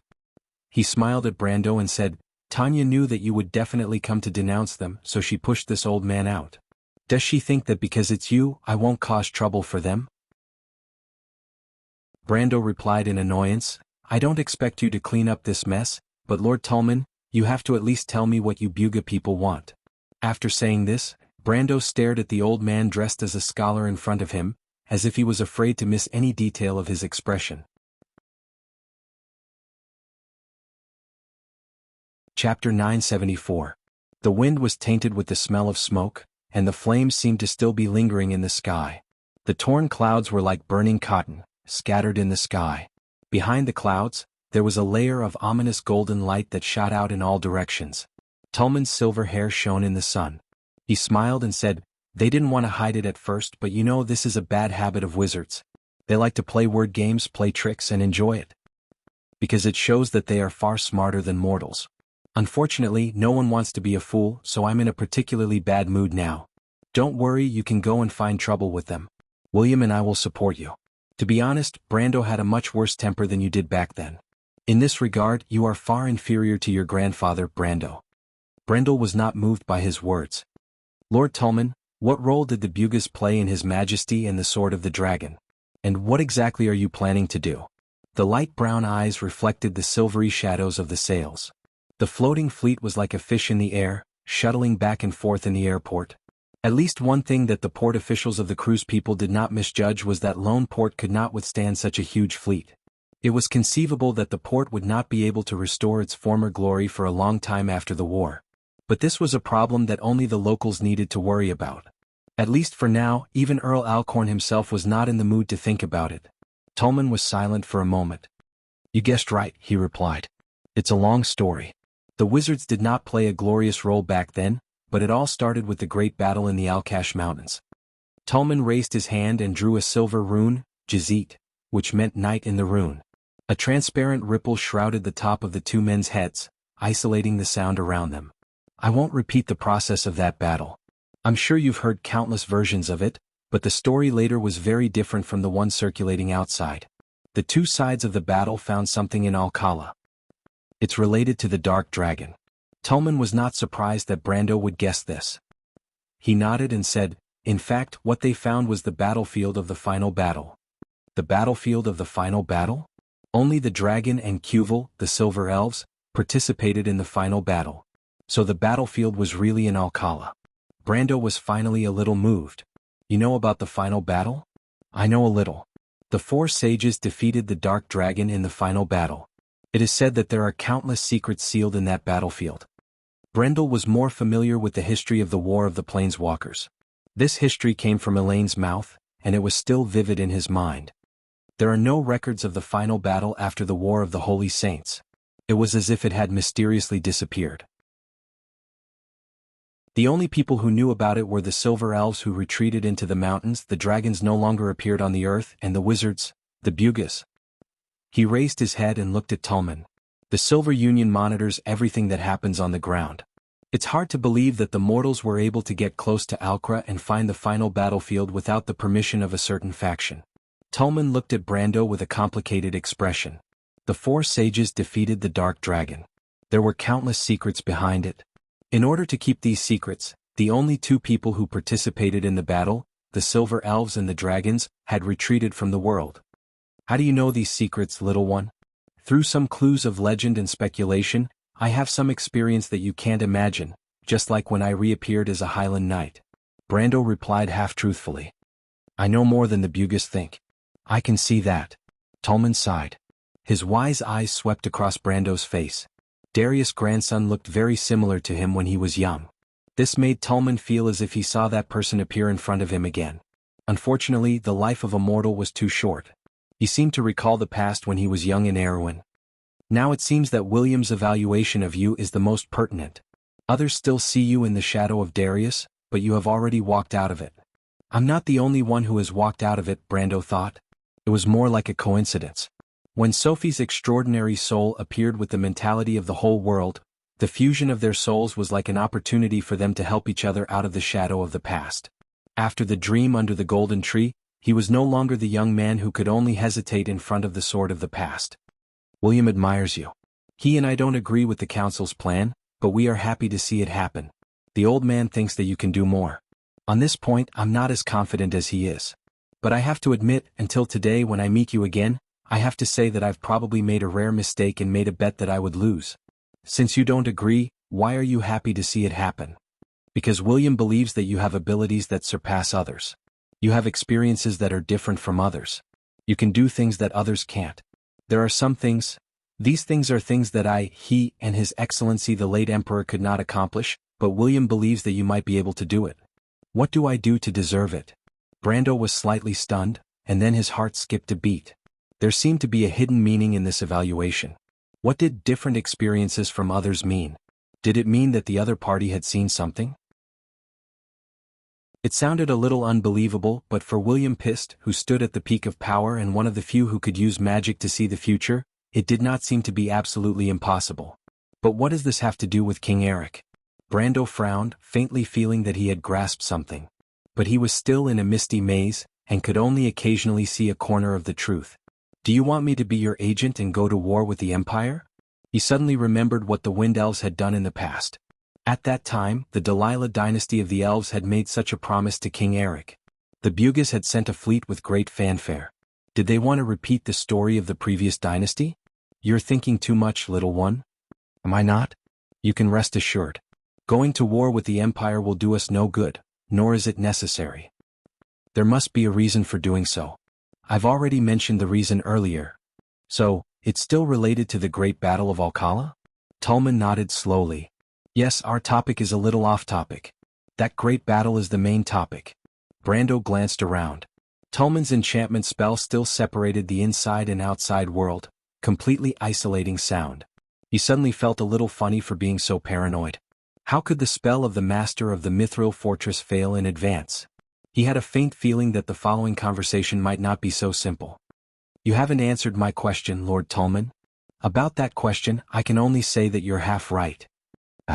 Because no one has ever deliberately done anything to cover up the battlefield of the final battle. The space in the Alcala area is not stable. That place disappeared without a trace after the final battle. It fell into the void or was swallowed by the sea of magic. The entire space was swallowed by the noisy energy. After that, there were several continuous earthquakes in the Alkash Mountains. After that, the topography of the entire area had been completely changed. No one knows where the battlefield was buried. Disappeared? This answer was also beyond Brando's expectations. Not all. That was not an ordinary earthquake. It was a spatial turbulence formed after the stable laws and order were destroyed. The chaotic laws created a strange area in Alcala. Common sense does not apply there. In fact, for thousands of years, the battlefield of the final battle had appeared several times before the eyes of the world. It was like a ghost, suddenly appearing and disappearing without a trace. Once it was discovered by an exiled Myrna clan. Another time, a descendant of ancient dwarves broke into this area. Tolman replied slowly. His voice did not fluctuate, but the things he described were very strange. After that, it flashed a few times, but it was not known to the world. In order to monitor its traces, the Bugas built countless observation points in this rift zone. Wait, you're talking about this rift zone? Are there other rift zones? Of course, our world is a whole. Once a crack appears in the laws of Tiamat, there is bound to be a chain reaction. In fact, this rift zone points to an area in Anzaruta to the south. Some strange things often happen there, and a large black forest is born there. Further south is the loop of trade winds, and north is the Great Glacier, forming a standard arc. This line is too long. Even with the ability of the Bugas, they could not observe its end point. We can only speculate that if this circle has a center, it should be on the Great Plains in the east. Before the Age of Chaos, the people of gold and silver wandered in the wilderness full of thorns, the Great Plains that only existed in legends and had never been seen before. In addition, outside this main rift zone, there are some smaller rifts such as the one you are familiar with, the Deadly Frost Forest. Brando was silent for a long time. Even if he counted his experience in the game, this was the first time he had heard such sensational news. If the respected scholar did not lie to him, this information had vaguely indicated something, that is, the legends that only existed in the background in the game were likely to be true. And Brando already knew that Tolman might not be lying, because the other party did not need to use such an obvious lie that would be exposed. Besides, some of his experiences had vaguely confirmed some of the content. Almost immediately he subconsciously thought of an even more creepy thing. In the game, players had studied the whereabouts of the unforgettable unnamed ones in the Deadly Frost Forest. Those who had lost their memories, identities, and even themselves, existences between humans and souls.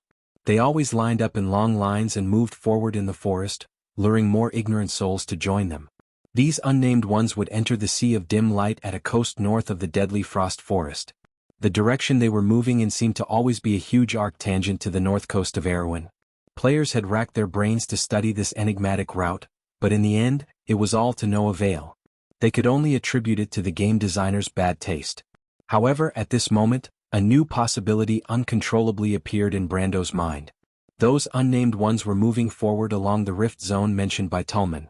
But what kind of power, what reason drove them to do such a thing? What made these people lose their way? Brando could not help but shudder at the thought of those pale-skinned, empty-eyed, and bewildered trekkers. He suddenly remembered Viscount Turst, whom he had met in Bragg's. The people who took him away might have been the same group of people. What did that guy want to tell him? Unfortunately, he did not understand the situation at that time and missed the opportunity in vain. After a while, Brando forced himself to throw these thoughts out of his mind and reluctantly digested the news. He looked up at Tolman and his forehead was slightly sweaty. This was just the beginning, so, the two sides of the battle in the Alkash Mountains entered the final battlefield by mistake? It's still half of it. We did enter the battlefield of the final battle by mistake, or rather, it appeared before us like a ghost. At that time, it was your grandfather who commanded the allied forces of the Holy Cathedral of Fire. As his deputy, I immediately felt the seriousness of the problem, and our opponents, the Wind Elves, had no lack of capable people. We quickly decided to call a truce and planned to withdraw from the battlefield under the coordination of the Buga envoys. Tolman replied slowly as if recalling the situation of that day. Brando could imagine an ancient battlefield, quietly appearing between two armies in the fog. What a strange scene it was. What happened after that? He asked. He understood that if the two sides involved in the war had peacefully withdrawn from the battlefield as Tolman said, there would not have been so much later. We made a mistake. In fact, it was an oversight. Oversight. You said before that the mortals could get close to Alkra and find the final battlefield. They must have been instructed by one side. I said you guessed half of it right. And the other half is, it was true, but the ones who did it secretly were not the Bugas. Was a dragon. Dragon? Brando was taken aback. Tolman raised his head and looked at the sky. Just like the Myernas, dragons have the blood of gold flowing in their veins. In the War of the Holy Saints, not all dragons stood on the side of the four sages. You should know this, right? Brando knew this. The dragons were still divided into good and evil, and the source came from the break in the era of the War of the Holy Saints. But no one knew the reason why the dragons would fight side by side with the mortals, just like how few people understood the sacred covenant between the Bugas, Quevil, and the mortals. Why would the Silver and Gold generation give up their era and fight for the era of the mortals? Was it because of a promise by the Azure Knight for the era of mortals in the prophecy? Not necessarily. One of the dragons was Odin, a staunch ally of the Dark Dragon. You mean the Seven Dragons King, the evil dragon Fuchsia? Yes, after the end of the War of the Holy Saints, as the loser, Fuchsia Cath was sealed under the Great Glacier by Gwyneth and Tyasgras. Brendel knew these two famous names. The former was the previous generation's Dragon King, Gwyneth, who was almost a god, the overlord of the sky. The latter was the famous Dragon of Heroes, who later played an important role in helping the humans resist the Twilight invasion during the Calamity of Wolves. But he did not say anything and continued to listen to Tolman. However, the fall of Fuchsia did not stop the ambitions of the dragons. In fact, there are still some dragons who still remember the previous era secretly operating in the human world. Due to my negligence, 3 dragons named Obsidian, Atakasha, and Gwendolyn had infiltrated the alliance. They had been lurking by the side of the previous emperor for many years. During the War of the Holy Saints, they protected the princess as the royal knight. I think you already know who they are. That princess is... Brando only felt a buzzing in his head. A few important clues were like lightning in the dark night, flashing brightly in his thoughts. In the darkness, the truth seemed to have surfaced. You guessed right. Her name is Constance, the flower of the princess, the apple of the emperor's eye.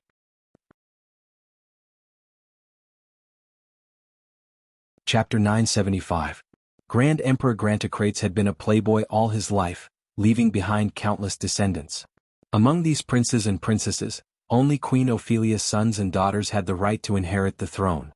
Among them, the Silver Queen was the third daughter of the queen, and was deeply loved by His Majesty and the queen. Under the rule of the Holy Cathedral of Fire in the south of Wonde, there were countless princesses in dozens of small and large countries. If these princesses were compared to the stars in the night sky, then among the hundreds of millions of stars, there would always be 1 or 2 brightest stars, such as the Nun Princess Magadal and the Pearl of Erewhon, Griffin. But 60 years ago the night sky belonged to only one person. That person was the Silver Princess Constance. Constance could be said to be the kind of person who was born with a silver spoon in her mouth. As the daughter of Grand Emperor Grantocrates and Queen Ophelia, she had an incomparably noble birth. As she grew up, her beauty gradually spread beyond the empire. Even as far away as Saint-Tassol, where the Wind Elves lived, Fanzan in the north, and the 10 cities ruled by free mercenaries and merchants, people were talking about this cruise princess. Constance was also a seer. When she was born, she had a part of the silver bloodline. This was the origin of the title of princess. When she was a young girl, the chief court wizard of the Cruise Empire, Master Jarrett, asserted that she would become the most outstanding wizard of the empire in the future. Just like the scholar girl Shido, Constance's outstanding talent quickly attracted the attention of the Bugas. Ajani, the leader of the Wizards of the Silver Society, had taught Her Majesty the Queen when she was a girl for a long time. But just this alone was not enough to make her the successor of the empire. Don't forget that she still had 2 older brothers. Even though the eldest son of Emperor Grantocrates had been injured in the war in the north and had been suffering from constant injuries since then, he had passed away at the age of 27. However, his second son was talented and intelligent. Furthermore, he was as cultured and refined as his elder brother. Furthermore, he had the support of the Prime Minister. No matter how one looked at it, he was the best candidate for the throne. To Emperor Grantotilde, the best choice was to let his second son inherit the throne and let his youngest daughter, Constance, become a court mage or enter the Holy Cathedral of Fire. This was undoubtedly the best of both worlds for the royal family. Brando knew that there must have been some earth-shattering accidents when the Silver Queen finally took over the throne from the Emperor. These accidents obviously happened during the war in Algash. He asked, what exactly did they encounter there? What does it have to do with my grandfather? Was my grandfather's trial a cover-up? Don't worry, take your time, little guy. They passed through the fog and guess what they saw there? Tolman looked at Brando with interest. They found the inheritance of the Dark Dragon. The inheritance of the Dark Dragon? Brando was shocked and clenched his fists guiltily. In the current Wonde, anyone who had anything to do with the Dark Dragon was like a rat crossing the street. It was understandable just by looking at the situation of the witches. They were only suspected of having an affair with the Dark Dragon. The Myrnas, the former servants of the Dark Dragon, were even expelled from the civilized world and disappeared into the great glaciers for thousands of years. The last person in the human world who had Myrna's blood was the great knight dubbed of the Grecius Knight Regiment 600 years ago. He was found to have 1/4 Myrna blood and was burned at the stake. That dark era was really chilling to think about.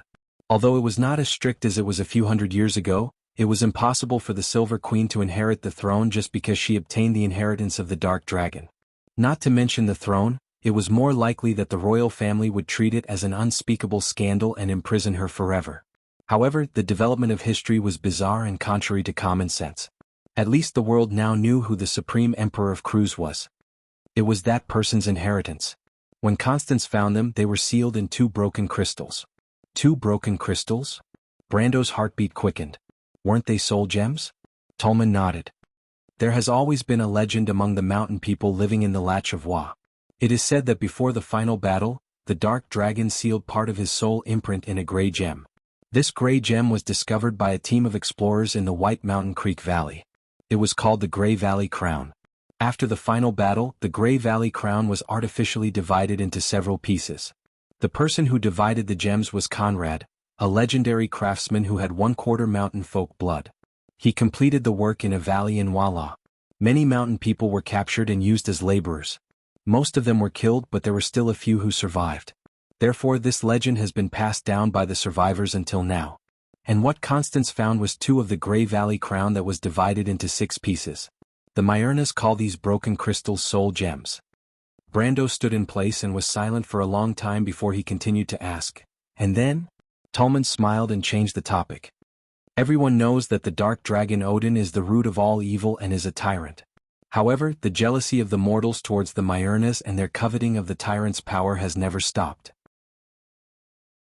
The reason why people are so keen to find the battlefield of the final battle is because legend has it that the Dark Dragon left the inheritance of the Myurnas, the only inheritance of the Golden Bloodline in the mortal era other than the dragons, on that battlefield. The Dark Dragon left the inheritance of the Myurnas on the battlefield of the final battle. Brando frowned. How could anyone believe such a ridiculous rumor? If Odin left the inheritance on the battlefield, how could the 4 sages be indifferent? Besides, weren't the Silver Folk also involved in the battle? You think this reason sounds ridiculous? Tolman asked Brando with a smile. Actually, it's not like that. There's a reason for this rumor to spread. For thousands of years, people have tried their best to find the glorious inheritance of the Myurnas, but to no avail. The only place left is the battlefield of the final battle. However, the 4 sages were tight-lipped about the outcome of the final battle after the War of the Holy Saints. Even the Silver Folk swore an oath according to the Sacred Covenant to keep a secret. In fact, everyone knows what that secret is about. The inheritance of the Dark Dragon is too sensitive. If people want to get it, it's difficult to bypass the justice of the War of the Holy Saints. But the knowledge and civilization of the Myurnas are different. Constance is the princess of the Empire and naturally knows this. In fact, her goal was the latter from the beginning. If the Empire can inherit the Golden Civilization, it will be above Saint Tassol and Fanzan, and also above the Holy Cathedral of Fire. Constance knows very well that now that the inheritance of the Dark Dragon is here, the rumor is likely to be true. The inheritance of the Myurnas is also here. But she also knows that it's unrealistic for her and Gwendolyn to search the entire battlefield. Tolman paused for a moment. Of course, at that time she didn't know the true identity of Gwendolyn and the rest. The only thing she could think of was to ask Darius and me, who is your grandfather? At that time, your grandfather was the marshal of the Allied forces of the Holy Cathedral of Fire, and Constance was your grandfather's deputy. In fact, she was just one of them. After all, to command such a large Allied force, your grandfather couldn't only have one capable subordinate. At that time he had a few more important deputies. One of them was Marshal Darren Hill of the Antiburo Duchy, and the other was me. Darren Hill. It was the first time Brando heard of this name. However, most of the higher-ups of the Allied forces were the best and most outstanding soldiers from various countries appointed by the Holy Cathedral of Fire. This marshal was probably an incredible figure in the Antiburo Duchy back then. At the mention of this small country in the southeast of the Cruz Empire, the first thing that came to his mind was the nun princess. Thinking of Magadal's goddess-like appearance and her firm and kind heart, Brando couldn't help but fall into a trance. Such an excellent princess was naturally worthy of being pursued by the world. Even the Holy Cathedral of Fire was no exception. But how many people knew that there might be an inhuman soul hidden in the princess body? He shook his head and threw this thought out of his mind. He listened to Tolman continue. After she returned to the Allied forces, the first thing she did was to order your grandfather to send an army into the final battlefield to search for the inheritance of the Myurna people. But Constance was a very shrewd woman. Even when she was still the princess of the empire, this kind of extraordinary wisdom had already emerged. She knew about my relationship with the Bugas, so she privately begged me not to reveal this secret to the Silver Society. She also understood the feelings Darius and I had for Erwin, so she made a vow that if one day the Empire obtained the inheritance of the Golden Civilization and stood at the top of the world, she would give Erwin eternal and true independence. She made a vow in the name of the Flame King Gretel, the ancestor of the Cruise people, so naturally it was true and trustworthy. That was why your grandfather and I were moved from the beginning. Speaking of this, Tolman sighed, this is because I know very well that the little princess of the Empire is outstanding, rational and clear-headed. She would never covet the inheritance of the Dark Dragon. And the inheritance of the Golden Civilization is not a taboo for the Bugas. The passing of civilization is actually something we are happy to see, so I opened my mouth and agreed on your grandfather's behalf. What about my grandfather? Brando couldn't help but ask. This question made the elder of the Silver Alliance standing in front of him twitch his snow-white eyebrows. He looked at him a little strangely and replied, young man, your grandfather was in the prime of his life, and was also handsome and charming. His prestige in the Holy Cathedral of Fire was gradually rising. Grand Emperor Grantocrates even had the intention to let him join the Empire and offered him the position of Marshal. But that old man rejected him with the stubbornness and pride unique to the Erwin people. Although he said this, the old man's wrinkled face couldn't help but flash a trace of excitement and admiration. This was his old friend and also the backbone of the Erwin people. However, the pride was quickly replaced by loneliness. He shook his head and said, since ancient times, young girls have always admired heroes and knight. And a woman as outstanding as Princess Constance would naturally have her eyes on the top of her head. In the entire Holy Cathedral of Fire, the only person who could make her look up to was probably your grandfather. Brando almost spat out a mouthful of water. He was so shocked that he couldn't help but blurt out, you mean my grandfather and Her Majesty the Queen she? His words were stuck behind the word she. No matter how rich his imagination was, he couldn't believe that his grandfather almost became the man of the Silver Queen. And that woman was now the ruler of such a vast area, from the Hazel Highlands in the west, to the four-leaf grass in the east, to the mountains of Aman in the south, and to the Sea of Iranta in the north. She was the supreme person of the Empire, the Emperor of the Cruise people. Sometimes, reality was even more absurd than the most bizarre night novels, but this was too outrageous and he could not accept it for a while. Tolman nodded solemnly. Although this relationship has never surfaced, the relationship between your grandfather and Her Highness was actually an open secret within the alliance. Thus, whether it was for public or private reasons, your grandfather had to agree to Her Highness' request. But what we didn't expect was that 2 days later, things took a turn that none of us expected. No one expected that on that night, the news quietly spread out and reached the ears of the Wind Elves and Fanzin in St. Tassel. By the time we reacted, the whole thing was a mess. In order to get ahead of us, the Fanzin and the Wind Elves disregarded the opposition of the Buga people and took the lead in sending troops to the final battlefield. Because of this, Her Royal Highness was extremely disappointed in your grandfather. That night, the only people who knew this secret were me, your grandfather, and Gwendolyn. Gwendolyn and the other two were Her Royal Highness chamberlains, so they had no chance or time to spread the news. And I, who was half a silver person, had no motive to do so. So after eliminating all the possibilities, your grandfather was the biggest suspect. Brando didn't interrupt, but he also knew that if he were in that environment, the first suspect would definitely be his grandfather. If he had been in his grandfather's position, he might have also considered spreading the news. If personal feelings were excluded, for Erwin, the best situation on the continent would be for Saint Tassel, Fanzin, and the Cruise Empire to restrain each other and maintain a balance of power. This way, a small country like Erwin would have a chance to survive. Although the Silver Queen's oath was true and trustworthy, it was only her oath after all. Not to mention that she wasn't the emperor of the empire at that time, even if she was, what about 100 years later? So the best way was to spread the news, muddy the waters, let the Buga people intervene and make everyone lose their chance. Thinking of this, he couldn't help but ask, could it really be my grandfather? Of course not. Tolman shook his head decisively. Who is your grandfather? Why would he be two-faced in front of his woman? He is an indomitable hero. Even if there was a legitimate reason, he wouldn't use these schemes. But at that time, Her Royal Highness didn't listen to his explanation at all. She directly exercised the power of the Empire's princess to supervise the coalition forces, deprived your grandfather of his command, put him under house arrest, and then led the army into the final battlefield. The old man sighed. In fact, with your grandfather's prestige at the time, it was very easy to oppose Constance.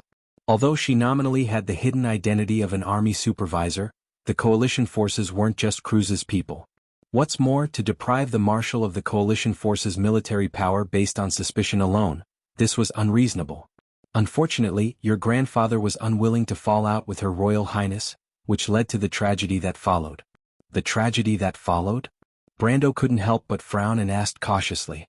He only knew that later on, his grandfather was put on trial by the Holy Cathedral of Fire, and Her Royal Highness inherited the throne not long after that. Gwendolyn and the other 3 dragons were now expelled by the dragon race, banished to the underground of Georgandy Ridge, and ordered not to step foot in Wonde. But as for what exactly happened, although there were different opinions, there was still no conclusion. It was said that his grandfather was attacked from behind when he went deep into the Alcash Mountains. Whether this was because of the persecution and conspiracy of the Holy Cathedral or some other reason, it was unknown. You should have guessed it. Now it seems that it was actually Gwendolyn and the other 2 who spread the news. As the princess's servants, they naturally didn't have the opportunity, nor the motive and reason. But if they were dragons, their behavior is understandable. They bewitched Constance to look for the inheritance of the Myrnas, but their real purpose was actually the soul gem left behind by the Dark Dragon. Since they had already found the fragment of the Grey Valley's crown, how could they give it up so easily? Earlier on, they were on the same side as Her Royal Highness, but now, Constance wanted to control the situation and control everything within the range that the Empire could bear. From this moment on, their goals diverged. So, Gwendolyn and the others immediately spread the news, stirring up the water first, and then waiting for an opportunity to seize the soul gem.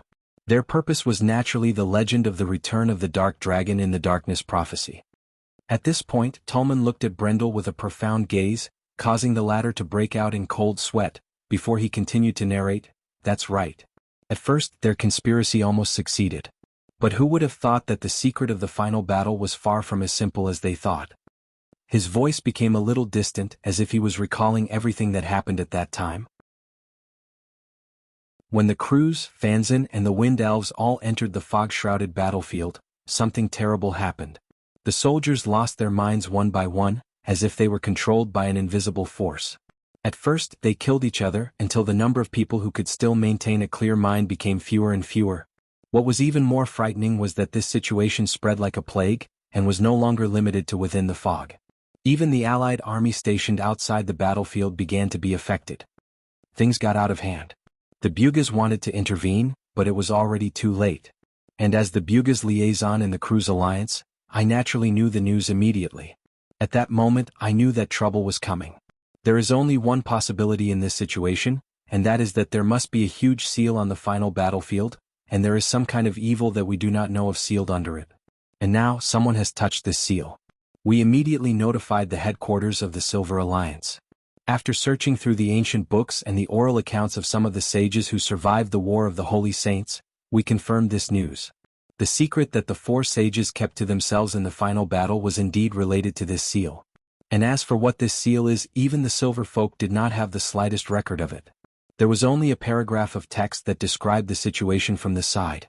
The text was actually written in the appendix of the Sacred Covenant, and it was described as follows. I, Elroy Mithril, in the name of the Silver Folk, swear on the Sacred Covenant. Under the witness of the 4 sages, the Silver Folk will henceforth shoulder the responsibility of monitoring the entire world, and guard this secret until the prophecy is fulfilled. The prophecy? The prophecy was also written in the appendix, and it was described as follows. 16. The tower, the lost moon took away the light. XX. Judgment, the light lost. 17. The star. The silver generation was lost on the earth and moved forward in darkness and obscurity. 8. Strength. The chance encounter between the emperor and the fool. 9. The hermit. The rusty clockwork was being reset. XXI. The world. The sword that changed fate.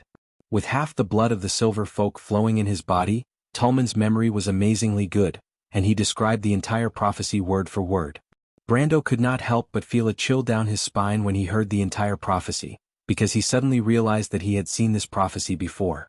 When he first crossed over to this world in those consecutive dreams, he had seen the first paragraph of this prophecy more than once. What exactly is this language describing? He could not help but blurt out. But Tolman shook his head. We don't know either. Elroy was the previous leader of the Silver Society, and even he did not mention such a paragraph in the appendix, not to mention that he died in an accident in the year of green, so we can't ask him for confirmation. Then what is sealed under the battlefield of the final battle? It's a crystal. Tolman hesitated. Behind the fog there is a majestic temple. According to the description, the temple is 66 feet tall, and both sides are hidden in the fog. There is no way to know how wide it is, and it seems to be the place where the final battle took place. The temple is badly damaged, and in the center of the temple, there is a huge purple crystal in the ruins. The crystal seems to have fallen from the sky, and it went straight into the solid marble floor of the temple, causing the stone slabs and soil to arch up, and half of the crystal's volume is buried underground. Anyone who gets close to the crystal will be assimilated by the crystal, and become a monster. Turn into a monster, Brendel frowned as if he had a thought. Turn into such a monster? Tolman gently patted the back of his neck. From here on there will be patches of crystal-like keratin growing, and then the whole person will gradually be assimilated by the crystal, turning into a half-human, half-crystal monster. At this time he will have completely lost his mind, and become like a wild beast, fierce and bloodthirsty, and extremely hostile to the humans who were originally the same kind, or the wind elves. Crystallization disease? Brando already understood what it was, and he could not help but think of the crystallization monster he encountered in Ampere Seal. There was only one thing that could cause the crystallization disease, and that was the Somer crystal. You're tuning in to the Han Lee's Wuxia Chronicles YouTube channel. We're so grateful for your support, and don't forget to subscribe to join us on this incredible journey through captivating stories. Your generosity through donations truly makes a world of difference, as it's the primary source of revenue that allows me to expand and enhance this channel for you. Thank you from the bottom of my heart for being a part of this adventure.